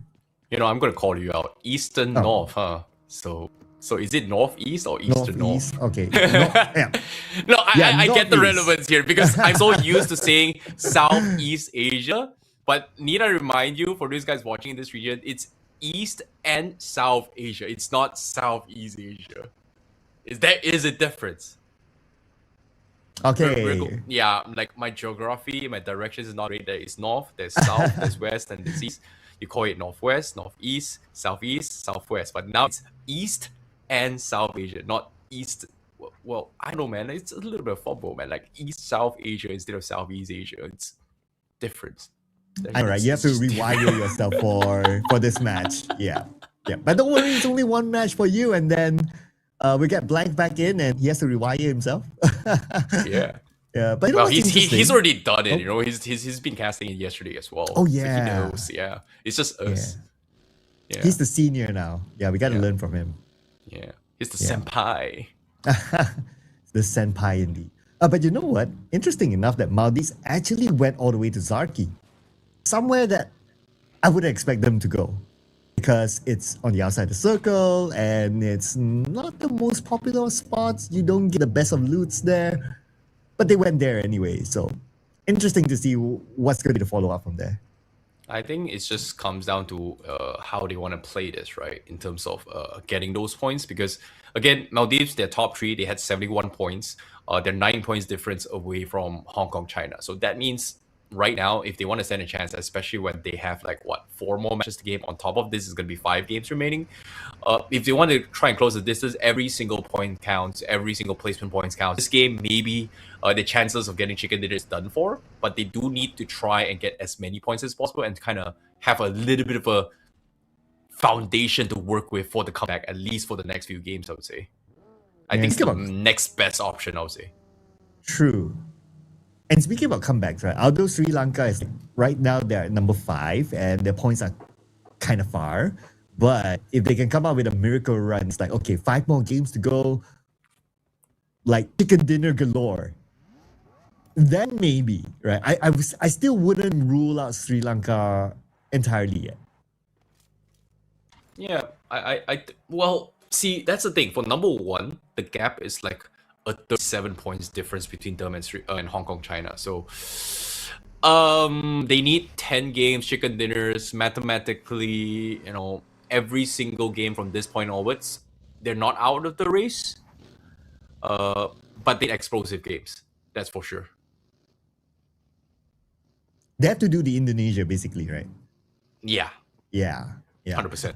Yeah, we also have to kind of tune our mindset to like, because we're so used to like casting and looking at games where you have 16 teams, hence you can kind of like, you can kind of gauge like, okay, X amount of points that these teams can Yeah. get, yada yada and so on. But now with 5 teams, it's basically 1/3 of Yeah. what we're used to. We also have to retune like, what's the possibility mathematically for them to be able to catch number 1?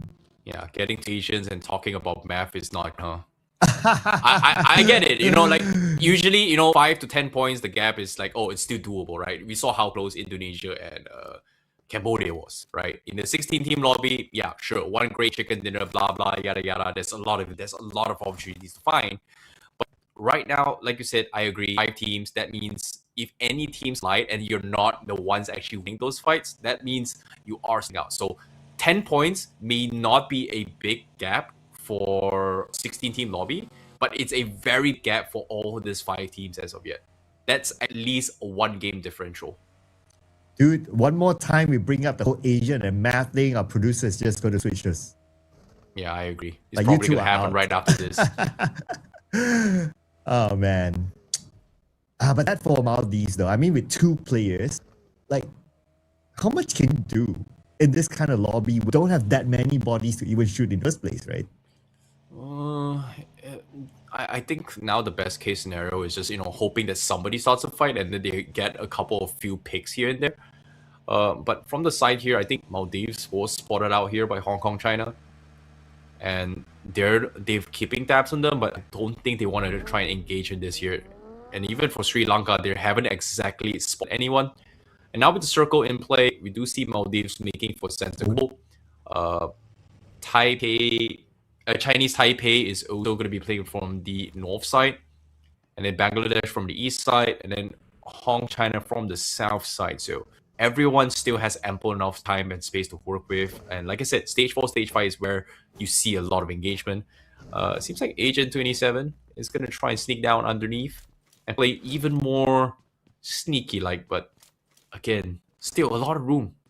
There's not enough information to work on. I feel like playing 5 teams in a lobby is way much harder than a 16-team lobby, just because 16 teams, there's a lot of information, right? Like there's a lot of gunfire. You can have a rough idea, like, oh, there's 1 team here, 2 teams here, blah, blah, blah, yada, yada. But because of this absolute silence, you don't really know where people may or may not pop out from. Yeah, I do agree with that as well. And on top of that, if you have like a 16-team lobby, like if you see from far, like, okay, 2 teams fighting each other, you can come in as a third party and yeah, obviously gain those points there. But with 5 teams, nobody's engaged first. Because if you engage first, obviously that will happen. So the possibility of that to happen is really low. So that plus less information, that's why nobody's really making that first move. And maybe that's also why like the points are very close at the end of the day. Yeah, I like what Bangladesh is doing just now. Like they're intentionally not shooting to give information, and they're just stalking a team. They know there's a team right beside them. So that's 1 team. Where's the other 3? That's gonna be the idea here for Bangladesh, because I don't think they're spotted out yet. But they do have information. So that's the only plus sign for them, aside from everybody else who still has absolutely no clue where everybody is. Except for Maldives, who's playing for center control. They've realized that the best option here is to try and get placement points to set foundation for next game. But everybody else is still unclear on what's happening. I think Hong Kong, China was able to catch a glimpse of Maldives just now because they saw rotations from Maldives. But aside from that, they've lost track of them. But for Bangladesh, it seems like they've spotted out Sri Lanka just now. This time they themselves have made noise, so they have to be a bit careful here, Circle Out. Oh. But circle update here looks like it went to the slopes of Tower. So this is going to be interesting, right? Playing at the slopes is never easy. If you're at high ground, obviously it's going to be an advantage for you. But if you're at the low ground, it's not the end of the world yet because you can play by the terrains and try to hide yourself. And now with Bangladesh and Sri Lanka engaging with each other as what you mentioned earlier on, we're going to see our first big encounter this round. Yeah, that's going to be the first noisemaker in this entirety of the game. The other 3 teams, they may have heard it, but I think they're too far away for anybody else to actually hear this, just because as of yet, they do have a player from Bangladesh who's head down all the way south. So that's about like a 300-meter gap. So I don't think those shots from Sri Lanka has been heard here. A little bit of a ninja stealth moment, but I might be wrong. I think you can still somewhat hear it from afar. Yeah, I guess depends on the distance, right? Yeah. I don't have the exact calculation for it, but I don't think it hurt. Yeah, that's where our math is failing us. Well, As probably Asians. my hearing, to be honest. Yeah, probably more of that, right? Less on the math, people. Okay, Yep. don't blame us for it. There's a lot of damage by Deer. But he does have first aid, so he will be fine. He'll be able to heal up. But Sri Lanka, interestingly, not making the bold moves. I mean, they still have space to play with, right? They can still rotate up north and come back in, but they won't have the high ground from there. So it's kind of like, what do you want? Do you really want high ground, or do you want to stay away from fights? Like, it's either one of these two. Stage 4 about to close in. There's still a lot of space, so I'm expecting Stage 5 instead that actually goes in for the fight. Hong Kong, China. I think they may have heard this commotion. They have actually stuck up. Yeah, so Hong Kong, China may have not heard from Sri Lanka's shots, but Bangladesh's shot, they're definitely going to hear this. So I think Hong Kong, China, hearing all these rotations here from Rowdy in particular, has given them the info. So they finally have that has information now. So Bangladesh knows two teams are around them, but the other two teams completely zero idea where they are. So I think Bangladesh, they just don't want to take this fight and risk getting third party. But as soon as I say this, that is going to be a shot from the other direction as well. Deer is going to be able to get the first knock through. And now they are going to fire away on Sri Lanka. They came from the team with the high ground advantage, but Deer is not able to finish up the job because of how the terrain is formed. And Woods can play by the terrain, he'll be fine. But it's a matter of his teammate able to pick him up or not. We can see a bit of pressure here by Rowdy with the nade from the side, but it's a little bit too far. He has to try to get closer. Oh boy. Bangladesh needs a chicken dinner. But seems like they're playing this a little bit slower here. They've got the first knock. They've got Sri Lanka stuck on the corners of the edge of the zone. But looks like they are going to send Rowdy to try and reposition for center control, to try and box them in. And Rowdy now, he's going to try and scout things out. Seems like he's going a little bit, applying a little bit of pressure. And guess who's knocking by on the sides as well? It is going to be Chinese Taipei that comes in to try and look for the third party. So Sri Lanka, they are boxed in and stuck between two teams as of yet. Not a great game here for Sri Lanka. But let's see how they overcome this as of yet.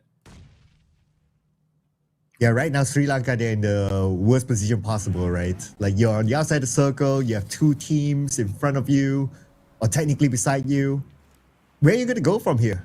I mean, you have to kind of pick your poison. You have to focus on declaring one team. That's what they need to do right now. Whether it's Bangladesh or Chinese Taipei, they have to just pick one, do it quick before the zone comes in onto them. Ooh. They just don't, they can't really do much as well. Like, stage 5 is now going to be a very slow closing of the circle itself. So they still have a lot of time, but like you said, pick their poison, right? As soon as I say this, seems like Sri Lanka, they run in towards the crosshairs of Bangladesh. Rowdy gets the drop on him. That's going to be the first knock and confirmation here from Bangladesh. As the rest of Sri Lanka, they are going to drive off. Chinese Taipei, looks like they are going to try and disengage from this fight as well, knowing that they do have the low grounds and they themselves need to find a way inside the zone. And hearing those shots from Bangladesh means that, okay, it's not shooting at us, though that means they won't be having enough ammunition to shoot at us as well, so they are going to back off. For Chinese Taipei, they managed to find a way into the circle, but they cannot move further forward because Bangladesh is there, and a couple of players from Sri Lanka managed to escape, and they're now in front. Now, technically, position-wise, they have the upper hand, but they don't have the manpower to go up against these two teams at the same time. But because all of them are currently in the circle, and we still have all 5 teams intact, so I don't expect to see something big. Or maybe I spoke too soon. Deer just got Woods. Yeah, that's going to be another player down here from Sri Lanka. Bangladesh is able to find even more points here, 3 points in the bag. Chinese Taipei is going to try and close the distance, try and take on this fight, but it seems to me the muscle memory from Chinese Taipei hugging onto the edges is slowly kicking in here. Just because of the fact that, oh, I'm expecting 16 teams, you know, like I'm going to play edge and edge, but little did they know there's just more space inside the zone. But I think the idea from Chinese Taipei is not wrong, but in this lobby where 5 teams is available, I feel like they should have a little bit more freedom to actually space out a little bit more.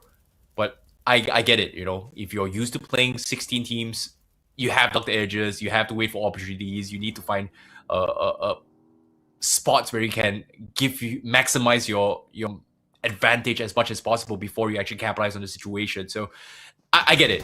But as of yet, they are looking for this fight against Bangladesh. But Rowdy, almost gets the drop on Destro, but instead a stray bullet from the sides here will actually find him off as the bait and switch actually works out here from Bangladesh. Well, it's going to be circle update time. Destro will be eliminated by none other than Rowdy. And looks like the circle went away from Bangladesh, Chinese Taipei. Now it's their turn to move forward. And there'll be other teams waiting inside the circle. Now Sri Lanka, one of their players, Sadia, managed to sneak inside the circle. So he will be okay for now. But for Deer and the rest of Chinese Taipei, okay. Right now, I would expect them to fight to the finish. I did not expect Bangladesh to actually play this cable car. Like, this off angle is so good to actually zone them off. And because Bangladesh had so much control of this entire space, they're just making sure that Chinese Taipei can't move up, and it's actually working out for them. Now with this drop onto a small trend, that is going to set Chinese Taipei a little bit of a setback here to rotate for zone. But considering that now Bangladesh, they themselves need to push in the zone, seems like they have only 2 options. Clean them out or rotate for zone. And it seems like the choice is going to try and get the drop on them. And there you go. Deer finds the second knock as well. Chinese Taipei not going to be able to respond to this. They're setting up Hong to try and defend this. But Deer still cooking up the nade to try and go for the counter one. But he actually accidentally naded himself. That is a small little fumble here from Deer himself. Oh no, that is the worst moment to have that fumble. And because of that, Chinese Taipei took advantage of it. But Chinese Taipei, they're not out of it yet. They're not in the circle. Bang, just got eliminated by ENC26 from Maldives. So Maldives gaining a point for themselves as well.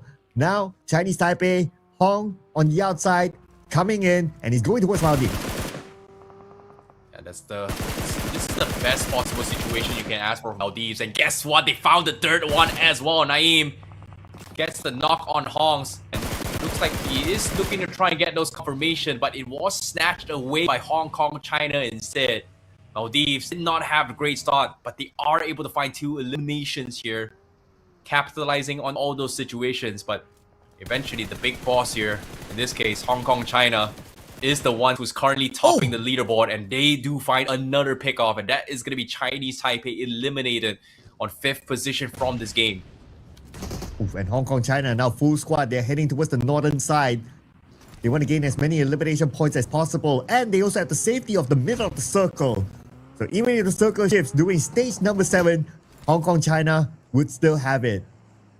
And with this advantage, they're in a good position right now to pick up those points. 4 teams remaining. First team being eliminated as of now from this game is going to be Chinese Taipei. But there is a couple of loose stragglers here. 1 player from Sri Lanka and 2 players from Maldives before we end towards the final 3 teams. But as of yet, Bangladesh has still got them completely boxed in. Rowdy trying to catch Maldives off guard. Naeem is forced to rotate away, and he is going to be able to skedaddle out there. But the problem is, he doesn't have information on where Hong Kong, China is. They've heard gunshots from the south side, but aside from that, no place is safe.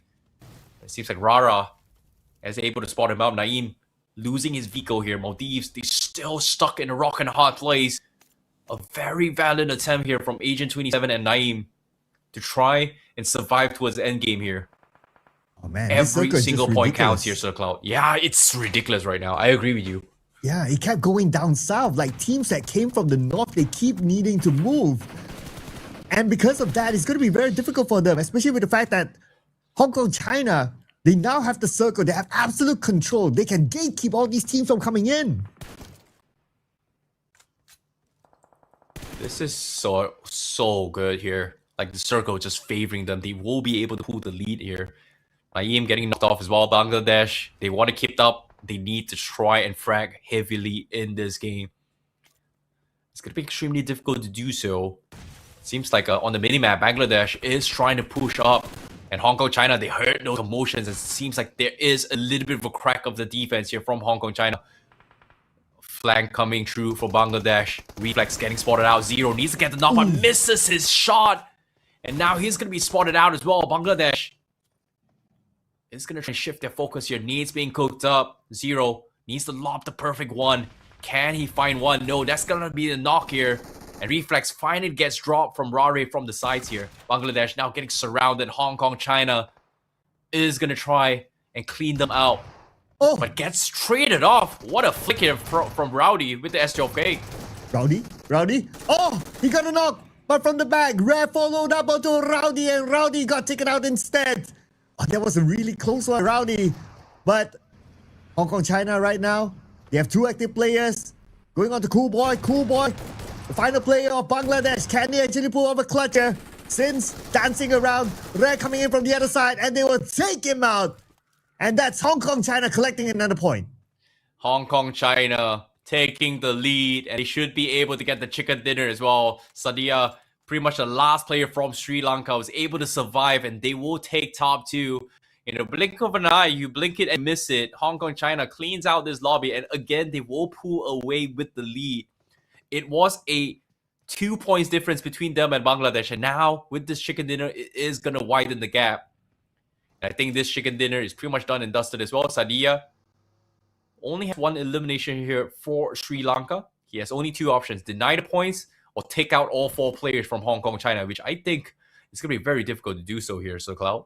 Well, if he does, it's definitely going to be the play of maybe even the tournament. Yeah, I agree. But let's see what Sadia can come out with. Okay, never say never here. As long as there's a chance, he will take it. Here comes the S12K gameplay, dancing around. Okay, he gets one, but from the side, well, it's just too much for him to handle. Anyway, Hong Kong, China claims the chicken dinner.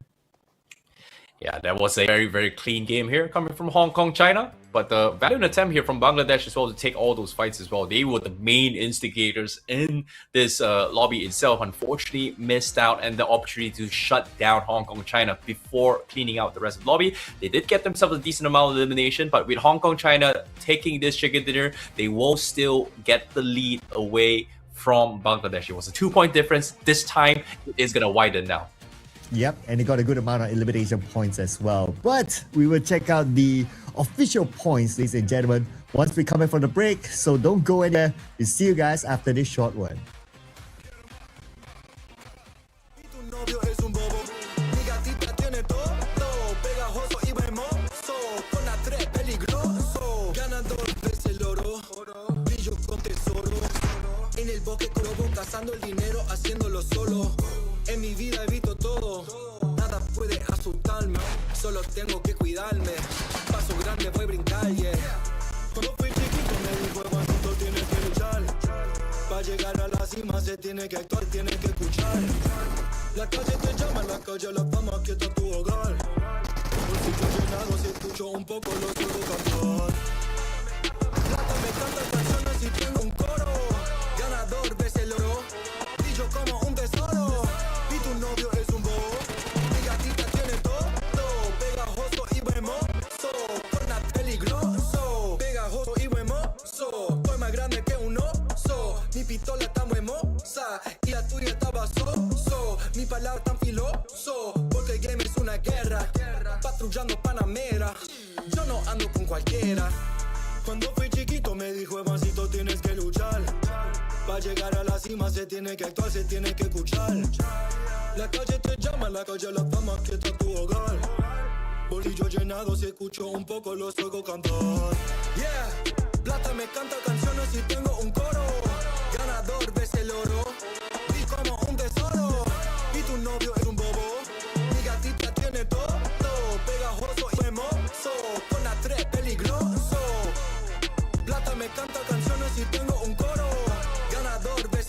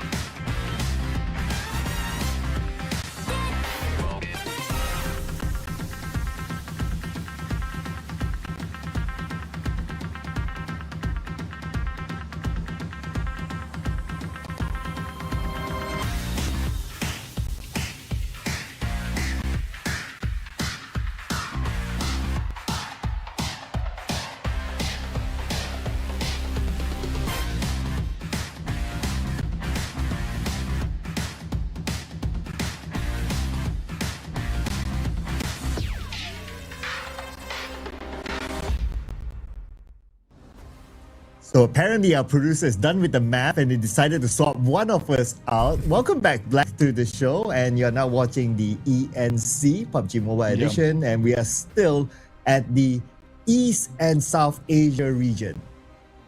That's right. So we got a white guy now on the broadcast, which means that we have half the mathing power possible, which is pretty rough here for us. To be honest, with the icy math wasn't that great. All right, I feel like I could do slightly better icy math than what was going on there, especially during those first few games that we did together.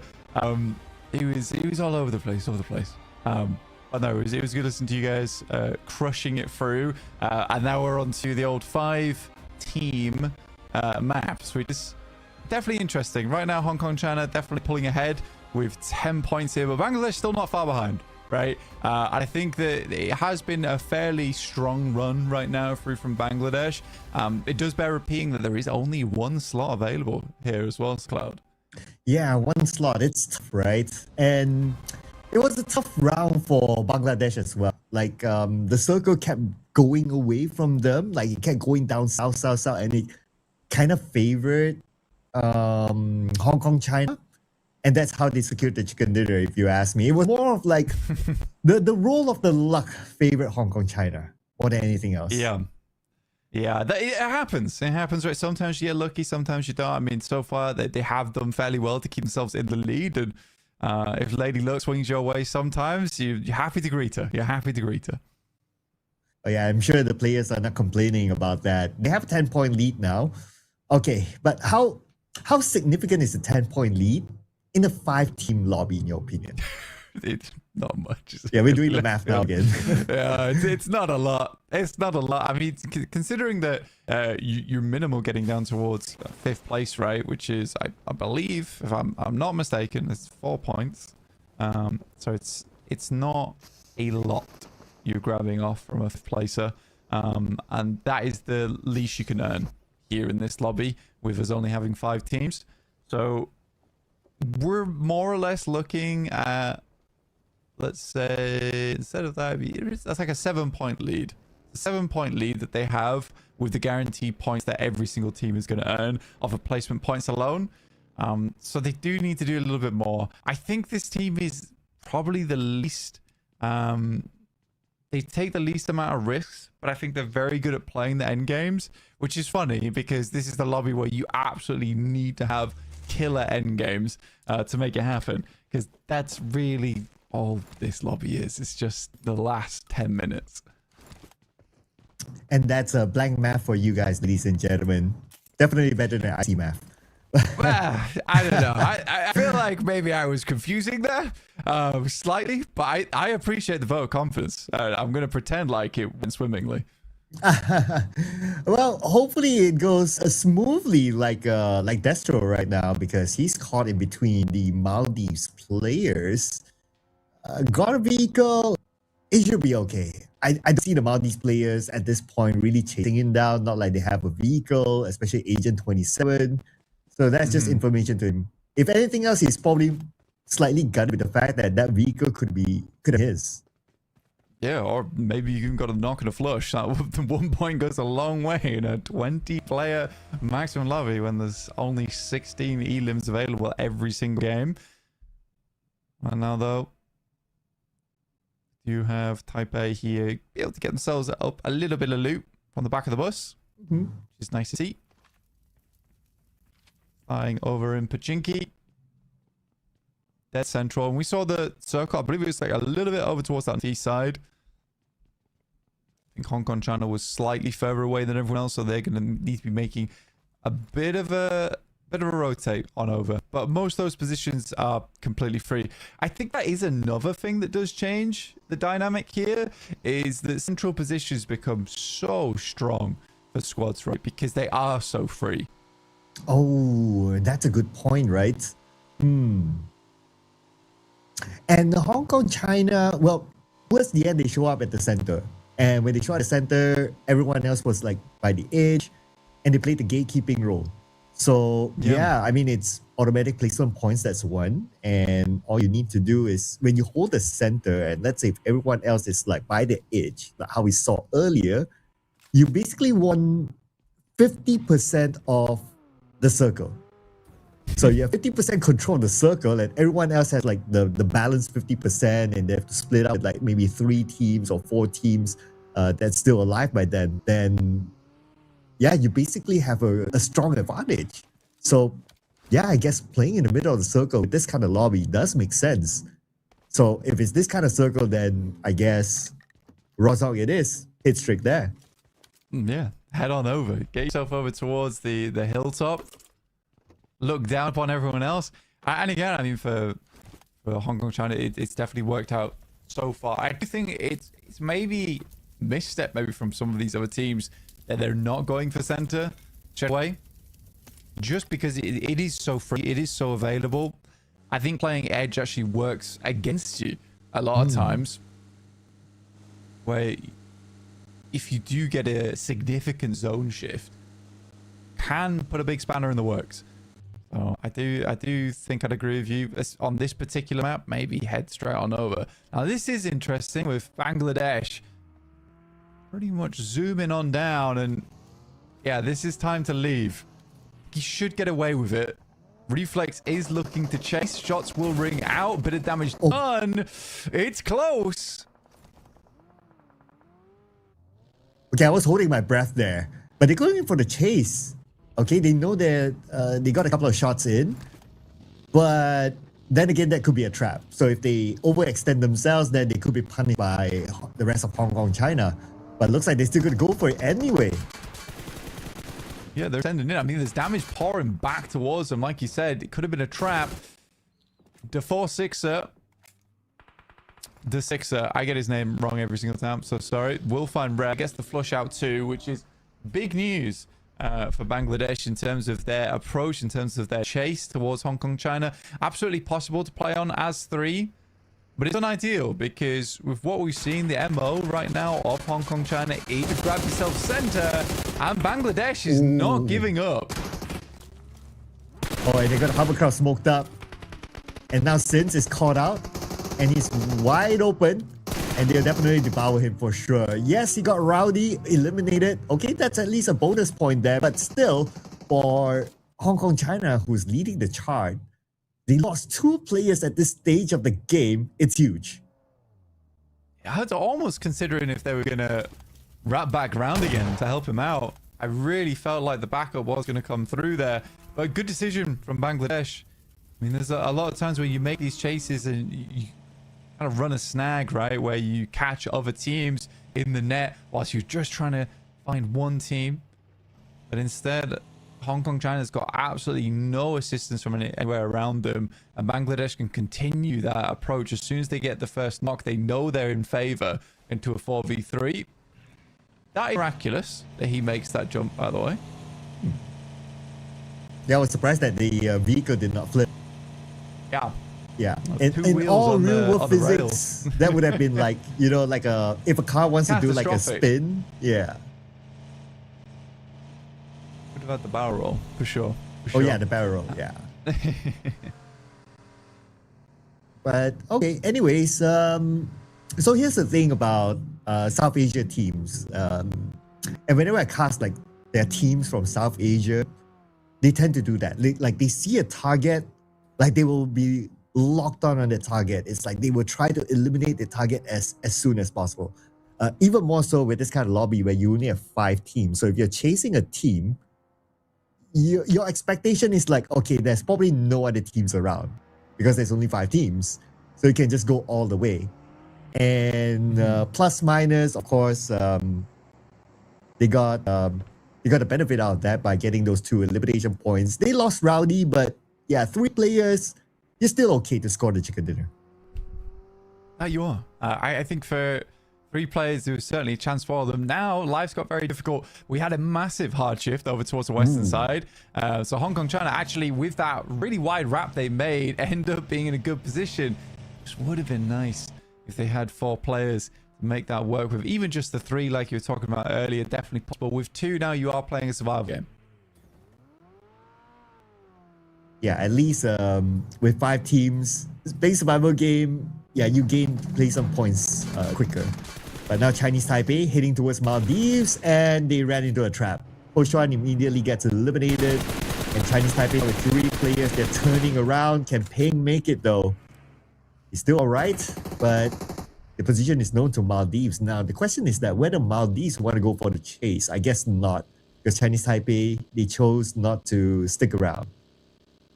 Yeah, I mean, Chinese Taipei, correct decision. I mean, you lose one player, you just got to send out. This is actually quite a lot of action to have happened in the first 10 minutes. We've lost 4 players out of the lobby, which I genuinely do find surprising here. Cutting a lot of squads down to size straight away.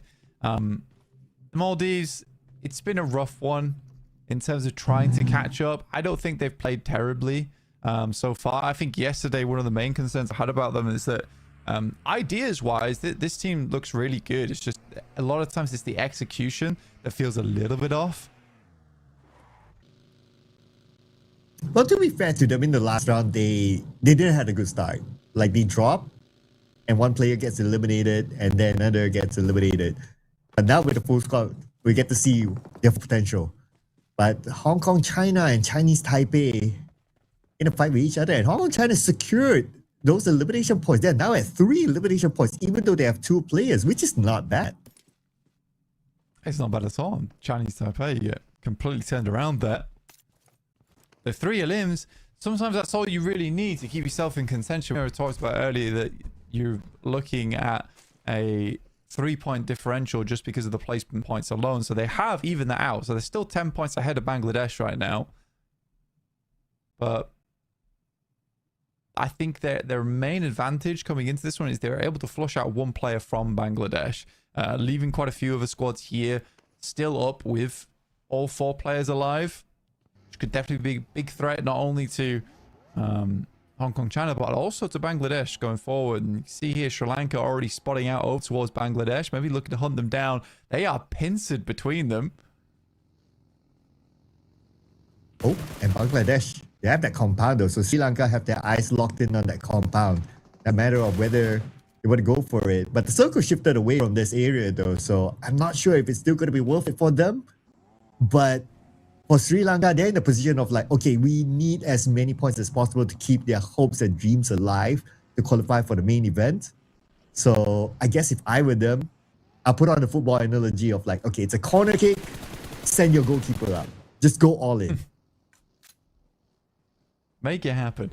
Honestly, I don't think it's a terrible idea for Sri Lanka just to play on the outside here. I think if you've ever played this compound before, you know it's a little bit oppressive when it comes to having teams surrounding you. It's a great position just to play out. If you get the circle on this spot as well, oh my god, you're just winning the game. Does not really matter.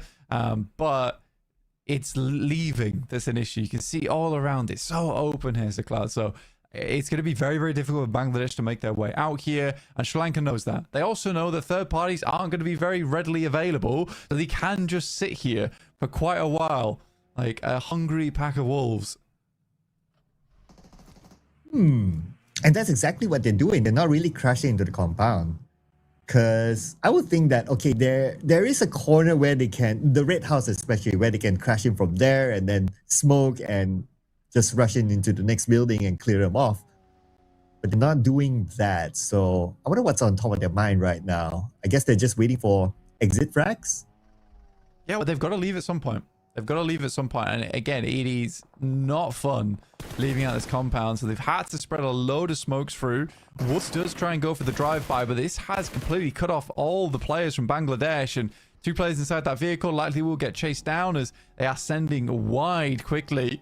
Lali is not messing about. He's chasing this one. Might be looking for the drive-by, but there are shots going back towards them. This is the good thing about the mobile turret. You're going to have to slow down here for the shots. Will bang one out. This is good news. And DeSixer is forced to run away. So Bangladesh not earning many points off the back of this game, most likely. And there goes Reflex eliminated. And Sri Lanka, they're not done yet. Okay, guys, it's getting into stage 4, right? Like 40 more seconds, entering stage 4. Zone is gonna hurt. I don't know if they still want to continue chase though. Yeah, maybe not. Maybe not. I think hunting them down is not a terrible idea in terms of creating space for yourself, like carving out a little bit of circle for yourself, but that's not a major issue. With only 13 players left in the lobby right now. This is mostly just for those catch-up points, realistically, for Sri Lanka. It's going to be hard to catch up towards that top 2 at the moment. They are very far ahead. Oh, wait. This could be... Oh, okay. Circle shifted down. Okay, that's fine. And right now, Maldives is the only team within the circle. And like what you said, right? Playing in the middle of the circle with a 5-team lobby is not a bad idea. And with the fact that Maldives is now in the middle of the circle, it's looking good for them. Okay. I'm glad I'm not going insane there. I'd love the radio. Just was not expecting the trumpets. It felt like a victory sign as well for them too. They come out ahead versus Bangladesh. But yeah, Everest being really a big deal for Maldives. Looks like a fantastic position for them to play going forward. They have enough players to hold that spot out as well. I don't know who else really in this lobby could potentially challenge them for that. They have opted to move down towards the isolated compound that sits on that northern side, potentially trying to hold out on the bridge. They did leave one player behind there, you can see. Very kindly, Lucy will give us a full 360 of the land around him. Yeah, so that player is gonna be the support guy or just giving information, I suppose. Yeah, other than that, this compound is actually pretty solid. Like you have like a whole view 360 of who might come towards you. There's a lot of open land, assuming of course they still get the next phase of the circle. Unless if the circle wants to play with them and hard shifts towards the north, then yeah, it's gonna be a different conversation altogether. But with the fact that they're in this spot with this circle right now, I'm pretty sure they'll still get a part of the circle, if not still the center. Yeah, they are very central right now. With that last shift on the circle, it went hard north, which put that isolated compound in a lovely position. If they do get a southern shift on it, they're still absolutely fine because it's heading over towards their anchor position over on Everest itself. But you're right, that spot is so open around it, such flat land around that area too, that even just crashing towards that compound is so difficult, so tough. So many smokes needed, so many preemptive nades through windows as well. But that relies on you even making it up to the wall. Well, we're going to see stage 5 soon, but before that, that one player from Maldives left behind, Naim, is close with the players of Bangladesh. But I don't think it's going to be worth it for Bangladesh to try to challenge the high ground of Everest, though. I think it's just more of like, okay, we scout, we know that somebody's there. Okay, let's try to look for somewhere else because there's a big chance that the circle will not be here after this. Yeah, you're waiting. You're waiting just for that circle shift, be it down towards that south side. And like you said from earlier, this is a fantastic scouting position. You know, you're going to be able to get a lot of information from this spot. Cool Boy waiting in the wings. They surely hear the buggy moving upwards here. He has given himself away slightly with that little rev. But I think Bangladesh probably assumed there was at least one player up here in the first place, which is why they're not moving too heavily towards the west.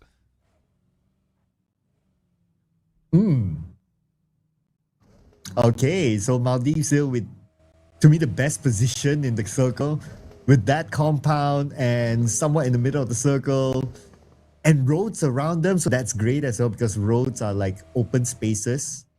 It will give them the preemptive strike. Some teams still decide to wait at the northern part of the circle. There's still a small chance that the circle will go up north, but this is the advantage of getting that compound. Lucy got the first knock. It's getting a little bit dicey now for them. Lazi takes some shots, watching over towards Destro as Bangladesh sits down towards the water, kicks the feet up, pulls off, but sadly, Peng was already waiting from Chinese Taipei in the old girders. That is disgusting stuff. And now the Sixer, last left alive, trying to play against this hard cover against Lions Rock. Come on, you can hit those. That was just unfortunate. If he got that knock, it would have been a total team elimination because that's the final play of Bangladesh. But anyway, Chinese Taipei, they see Sri Lanka coming in from the north. So a lot of focus will be put there. So Peng, well, the best they could do right now is to hide under this bridge. But the question is for how long, right? Luckily, he was one of the only players to sit around here. I don't know how Coolboy has made this retreat, by the way. This is an incredible crawl out. If Bangladesh can actually get the res over towards Coolboy, I'll be astonished and amazed. I do think it's very unlikely. There's Peng from Chinese Taipei actually taking those shots, did spot him. Out of the water, was very much wondering where his first initial knock had gone. And I also wouldn't have expected him to get that far. Well, Peng still survives underneath the bridge. He'll be okay there for now as long as he gets the circle. Because Sri Lanka has bigger problems to worry. They're probably worrying about like, okay, how are we gonna get across safely? Because there's a lot of open space between them and Maldives, especially with that compound. That compound is gold at this point. So Sri Lanka, they're like, okay, let one person out. Let's support him from behind. If anything happens, okay, we shoot back. But okay, good for them. The two players managed to make it across, so they'll be okay for now, and they'll be a marker for the rest to follow later. Okay, so Woods looks down towards Peng.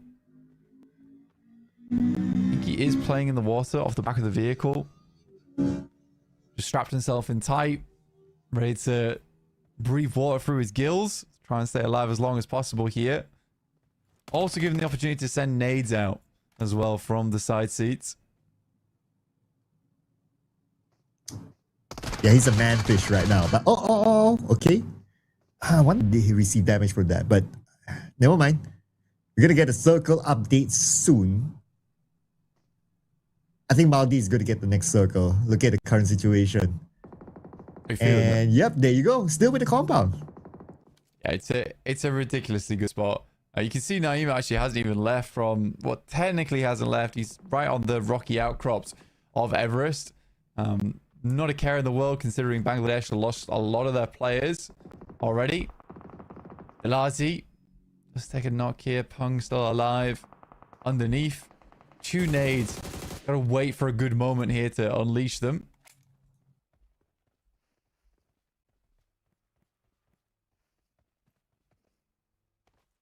It's Hong Kong, China, their turn to move. They have been sitting quiet at South Jogopu for quite a while now. But what makes it difficult is that, okay, if Zero wants to move straight forward, there's a road right in front of him, and that's never easy. But he has his teammate that rotated down south, though, so there could be a little bit of space. But I wonder, does he have a vehicle, though? He should have. His vehicle parked somewhere. Yeah, I see a buggy there. So, yeah, he can move towards Xiao Jia's position. So it should be okay. So he can still kind of take his time because most of the teams are at the northern side anyway. So on the south, it's kind of clear. As long as he can get there, he'll be okay. Yeah, like the big thing there is take their time. They have a lot of time to work this out. They got a lot of time to make the moves required to clutch out this game. On the northern side, though, you are right. I was kind of surprised the amount of teams were up here. The Sixer, though, finding some good shots once again. Showing no mercy over towards Sri Lanka after they took some pot shots towards them earlier on in the game.